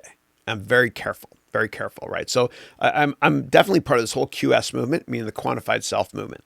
So I look at that closely, yeah. So, all right. Next up is Kundanu saying, sir, is your financial analyst course enough to get into investment banking, or is it necessary to attend an MBA? I think that in order to get into investment banking or any industry or any company you want to, you have to network a lot. And take my complete job course on Udemy, and it will teach you how to network. Or my MBA degree students, we've talked about networking on steroids. Yeah, so that's what I recommend. But it will definitely teach you a lot about finance, so you understand what investment banking is all about. Yeah. And for those of you in my MBA degree program, we're dedicating a whole class, I think on FA16, that's Finance and Accounting Semester 1, Class 6, on Monday, February 3rd. Yeah. Okay. And then Mercy saying, instead of hedge funds, why do people not just buy bonds as means for capital preservations? So if I understand, Sully, I'm trying to understand. No problem at all. And on Tuesday, February 4th, which is FA17, that's Finance and Accounting Semester 1, Class 7, we're talking about hedge funds, private equity firms, and much, much more. But you're not allowed to invest in a hedge fund. Governments won't let you. When I say you, I'm talking to everybody in general, myself included. You're not allowed to unless you're what's called an accredited investor, which means you have $1 million of liquid non-house net worth, that sort of thing. So there's a limit who can invest. And I think it's smart because a lot of people lose money in hedge funds and the government's trying to protect. Government has noble intentions too, right? Like a lot of people criticize governments. And yeah, I will criticize government a lot, but there are noble intentions as well. And so when a government regulates an industry, especially financial services, they're trying to protect you. Yeah. Okay. Yeah. It's a good question though. Okay. And then you wrote here, the MBA recording and indexing is so well organized. Thanks a ton. You're most welcome. Most welcome. And what I'm working on doing is, because there's been so many attachments and so many documents I've made for you guys, we're working on a repository way for you to access it right now. And for those of you that are taking the MBA degree program and you're using the daily workbooks in PDF or Word or Google Docs format, just wherever you save those, just do a keyword search, right? So search for the word bond or search for the word template or resume or whatever it is, and it'll show up. Just save all of your files in one directory. It's much more easy to manage that way. Yeah, thanks. All right. Next up is Lucy. Hey, Lucy. Hello from San Diego. Hey, Lucy, how are you? And now I'm thinking of I'm thinking of Will Ferrell, man, and Anchorman. You Stay Classy, San Diego, right? Great movie, eh? I like part 1 better than part 2. My favorite scene, though, from part 1 was at the end of one broadcast. Ron Burgundy, Will Ferrell is saying, well, that's it for tonight, San Diego. You stay classy. I'm Ron Burgundy. And then they go, cut. And then the editor of the news show says, damn it, who put a question mark at the end of the teleprompter? For the last time, everything Burgundy reads, he will read it phonetically as it's written or whatever. So I'm Ron Burgundy. So Lucy from San Diego is saying the wooden blocks you made remind me of how math is taught at Montessori. Excellent. It's a great schooling system. Absolutely. Absolutely. The kids can do quite complex math. It's amazing. If you can teach adults that way, it's great as well. Thank you. No, I completely agree, Lucy. And one of my sisters is completely into the whole Montessori thing. It's kind of like a way to be more creative and learn. Yeah, absolutely. Absolutely. But no, I completely agree. And it inspired me too, because when we're younger, we're in school, we use blocks and props to learn stuff. And think about show and tell when you were a kid, and think about things that other kids brought in. You probably remember those. Think about what you were taught that day in class. You don't know. Yeah. So I like to teach with physical products. And that's why I go to eBay to buy, corporate bonds and stock certificates and government certificates, etc., as well as other fine items like a scale. right? So that's a scale, assets equals liabilities plus equity. And that's Iris Stark, by the way. She's just in it. It's a long story. She's awesome though. She's my hero. But anyway, I love using props just to be able to visualize what you're teaching. It makes it much more fun. And I create my own. This here is that's Shark Virtual Realities. That's kind of like a virtual prop as well. That's a pretend company I made for my students. Yeah, for some case studies. And then Mavian is saying, good afternoon, Chris, and good morning to you. Thank you. Same to you. Question from Mercy is, Chris, custodial services like Melon, are they obsolete in digital environments? And if so, why do they still exist? Please keep in mind, I only know basics. I pick up an MBA class. No, excellent. And that's actually an advanced question. I'm glad you asked it. So for those of you not familiar with Melon, so Melon is one of many types of companies out there, MELLON, and they're affiliated with CIBC now, that act as custodial service. So in the past, like in the 80s and the 1940s, you'd have to physically have this thing, okay, this bond, this proof that you own it. And then in 1945, when the U.S. government issued this war savings bond, you'd have to physically have this. You have to have it. But now all this stuff is digital. So you have digital rights. So if any of you own stocks, and I think that's many of you, you don't own the stock certificates, the paper ones in your hand. You can if you want, but you don't. You don't. And I've got a ton back here for a Nintendo case study we're doing soon. So yeah, services like Melon, they have digital versions of it. But no, they're still relevant though. Absolutely relevant because they're digital proof that you own that. Yeah. All right. And then John is saying, are you familiar with the Black-Scholes formula? I am. I actually exchanged emails with Myron Scholes, who's a professor at Stanford when I went over to guest lecture a while ago. So yeah, Black-Scholes is, it's an options-based equation that will tell you how to price options, right? Which are instruments that you can bet on, see if stocks are going to go up and down. You can buy calls, which is a bet the stock's going to go up, and vice versa. You can buy puts. If you bet that a stock is going to go down, then you can use both in what's called a straddle to limit your risk. And there's no point in learning Black-Scholes, like the mathematics behind it. It's complicated. You can learn it, but all that matters is you feed in parameters to that crazy long, ridiculous, complex formula thing. And then out of that, you get the output. That's all you need to know. You know, it's like relying on, the weather person to tell you the weather instead of you going outside and saying, what do the clouds in the distance look like? Somebody's already done the work for you. Yeah. And there's also another way to do it. Pricing options called binomial, which you look at kind of decision trees, but yeah, don't worry about the math on it. Yeah. All right. And next up is Chris, quick question. What skills do you need to become a hedge fund manager? And you wrote, that's my dream. Yeah. So you have to have a solid understanding of how stocks work. And how to analyze stocks as well.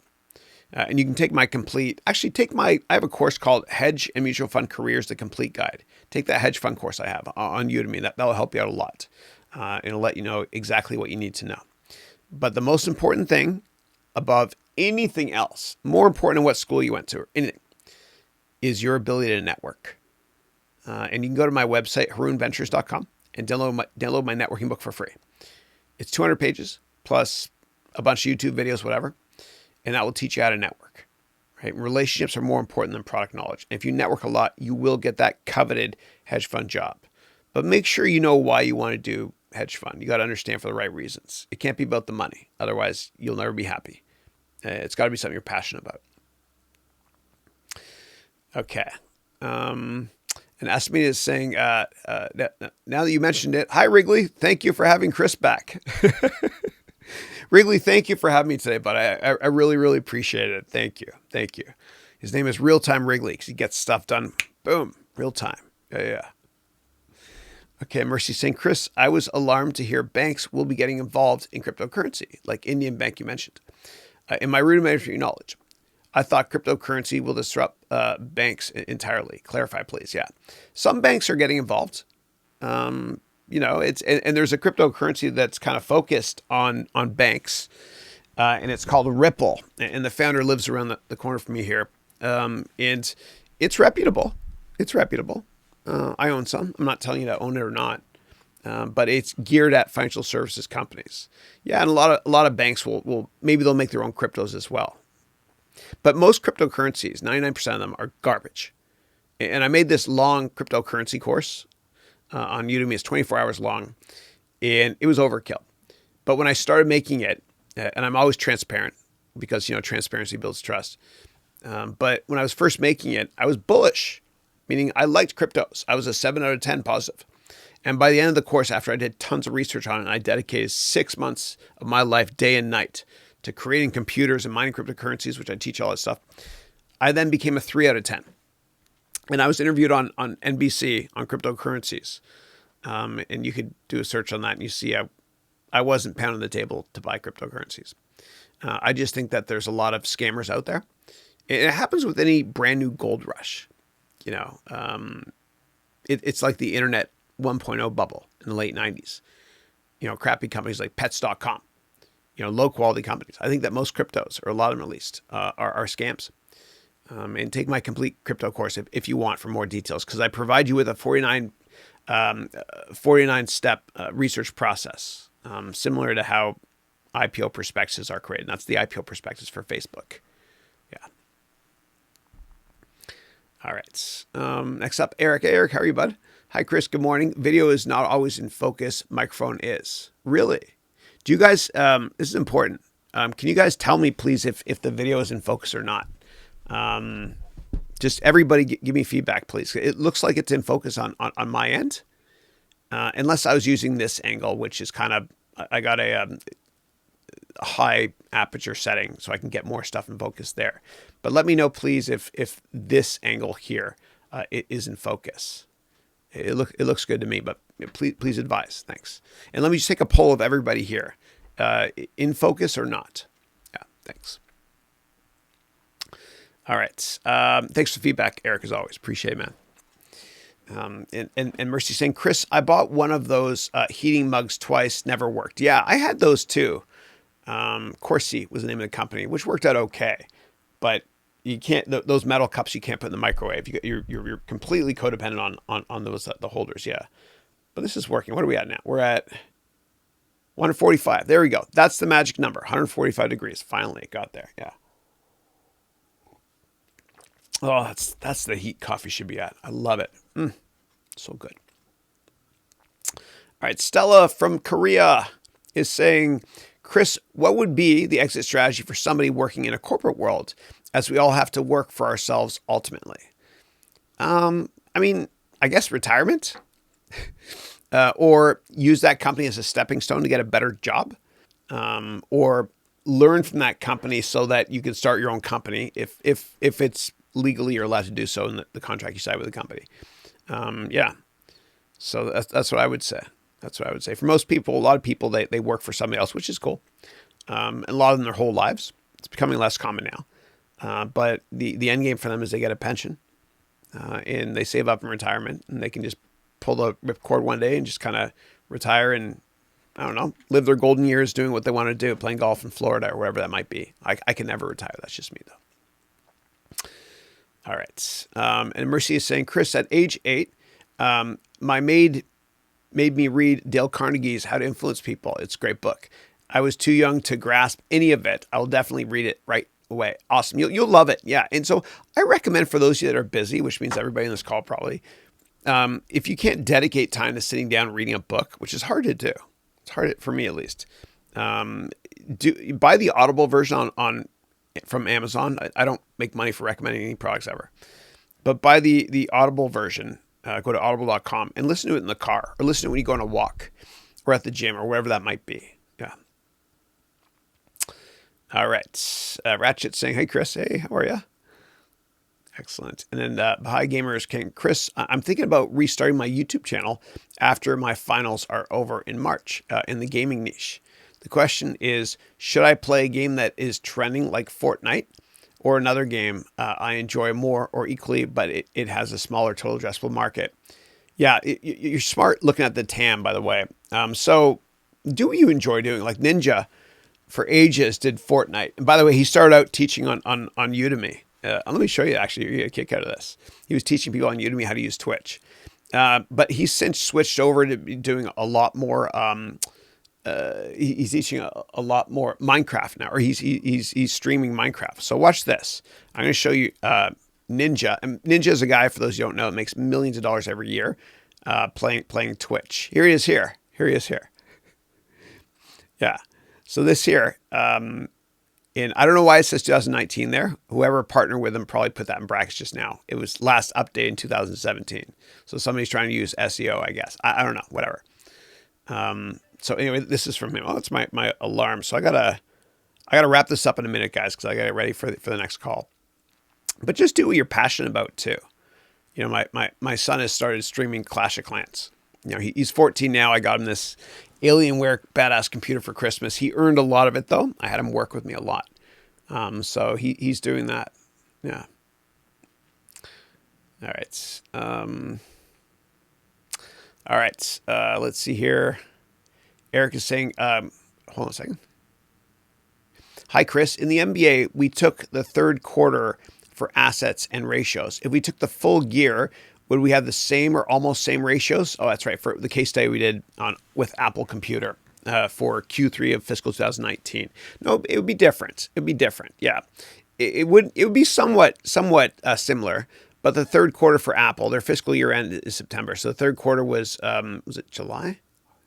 No, June. June was the fiscal third quarter for them, and you got seasonality, right? 'Cause, you know, June is kind of a slow month because it's summer, and in many parts of the world, business grinds to a halt. Some parts of Europe, it's slower than others too. So I would say seasonally it'd be a little bit off, but if you looked at the full year, you get a better picture as to what the ratios should be on a normalized basis. Yeah. Okay. And at Mercy saying, Chris, the ancient Indian sages who created yoga, I didn't know that, researched and documented health plus prolonging life. Their instructions are specific. Water fasting scheduling based on lunar calendar is a central theme. These sages were scientists who followed mythology rigorously. Yoga was a result of ethical and rigorous scientific research, and therefore it has stood the test of time and suppression. Yeah, no, I agree with you, man. I feel peace in my heart after I do yoga. I don't do as much as I used to because I just don't have time. But my wife, Christine, used to take me to Bikram yoga. We used to do it in Manhattan too. Actually, we knew Bikram in New York, in Manhattan. We did just regular yoga. Yeah. But it's nobody has ever left yoga saying, God, I wish I didn't do yoga today. It's kind of like somebody saying, God, I wish I didn't work out today. Said nobody ever. Yeah. You get that high. It's a natural high too. I love it. Yeah. Gregory, how are you, man? Every time I see your name, I always smile because I think of that character, Gregory, who's a British actor in that TV show Succession, which is awesome. You guys got to watch Succession. It's so good. And Macaulay Culkin's little brother did a great job. He got actually nominated for an Emmy. Yeah. You can always reinvent yourself. And he certainly has. And you're saying, have a wonderful day. Be passionate. Thanks. Right. Same as you. And then you wrote here, how is your award goal going? Yeah, thank you for that. So a year and a half ago, when I first started doing my my weekly calls, see if I have it here. It's somewhere on the floor. Hold on. Oh, here it is. Here. Yeah. Hold on a second.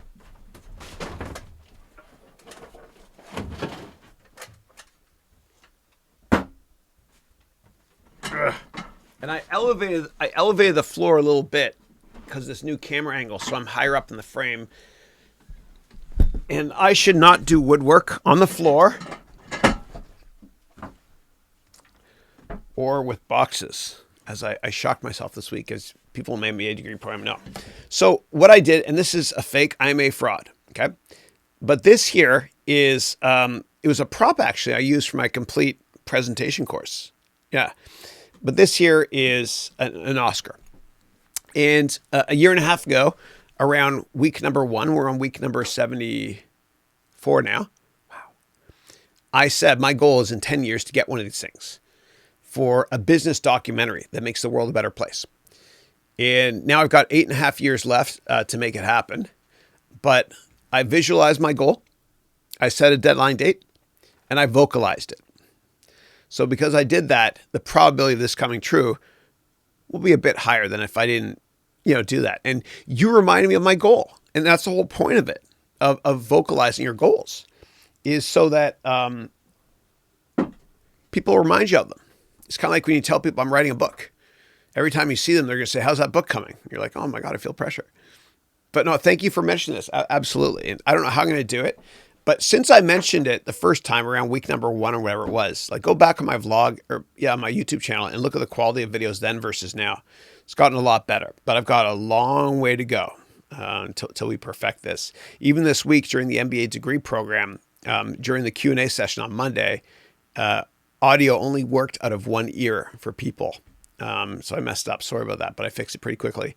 But it's kind of like Tiger Woods, and when he was at the top of his game, he changed his swing completely. And you're like, dude, why would you? You're winning every Masters, whatever, every tournament or whatever it is. Why would you do that? And the reason was because he wanted to push the goalpost out. And I'm never going to be the same camp as Tiger, obviously, but I always try to push the goalpost out as much as I can. Yeah. And by the way, for those of you that make vlogs or teach online, this exact replica, what you see here are 5 circles, and these are 5 film canisters representing the 5 original branches of the academy: acting, directing, technicians, and the other ones, whatever. So much goes into making a course. Like next time you go to a movie, if you make a course online or whatever it is, I want you to stay at the movie until the credits are over, even if it's not an Avengers movie. And I want you just to look and count names. That's what you're doing. It's heroic if you do something like that, make a course online, because it's just you. But just think how many people were hired just the CSAs and all that stuff, whatever it is, to make that movie. So anyway, it's fun. And I'm learning constantly, making mistakes, but getting better, I hope. Yeah. Yeah. Yeah, everyone's saying in focus here. Okay, good to know. Thank you. Thank you. Good. Whew. So I just recorded a lot of stuff. Okay. Next up, Property Search, whose name is Andy. He's originally from India, but he lives Philadelphia, I think, right? East Coast, U.S. Yeah, I got to go, guys, in a minute. And Andy, you're in the MBA program, so you can even ask tons more questions there, but I'm still going to answer these as fast as I can. Hi, Chris. It's amazing learning from you. Thanks for everything you've done. Thank you. Likewise. And I remember talking to you on one of the webcasts, and I think your wife is a teacher. So if you want, you can have her take my Udemy courses for free on how to teach. And yeah, I believe that technology, education, and acceptance, TEAT, can solve every problem in the world. And check out my TEDx talk if you want for more details on that. You're most welcome. Thank you. I have a question. What's the maximum limit for a 529 contribution?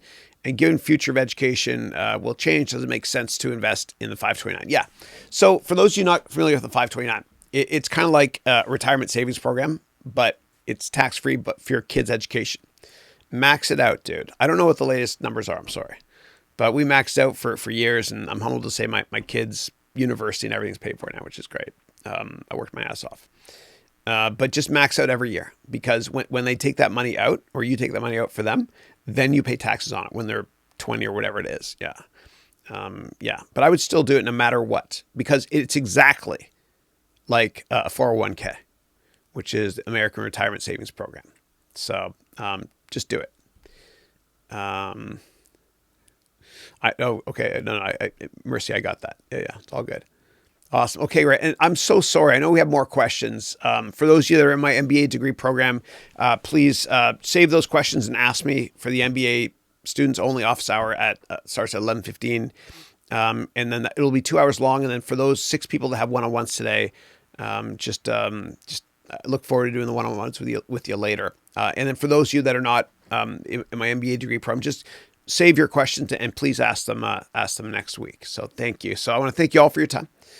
For those of you that subscribe to my daily vlog, I'll see you tomorrow. I'll see you mañana, which is tomorrow in the wonderful language of Spanish. I don't know any other words than that except for Yo quiere Taco Bell from an old Taco Bell commercial. But I do like Taco Bell. I'm going to stop talking now. And for those of you that don't subscribe to my vlog, God bless you all. Have a great weekend, and I'll see you next Thursday and every Thursday at 8 a.m. for the weekly 3-hour call that will go on forever. It will go on for every Thursday, no matter what. And it doesn't matter where I am in the world. It's always Thursday at that time. Thank you.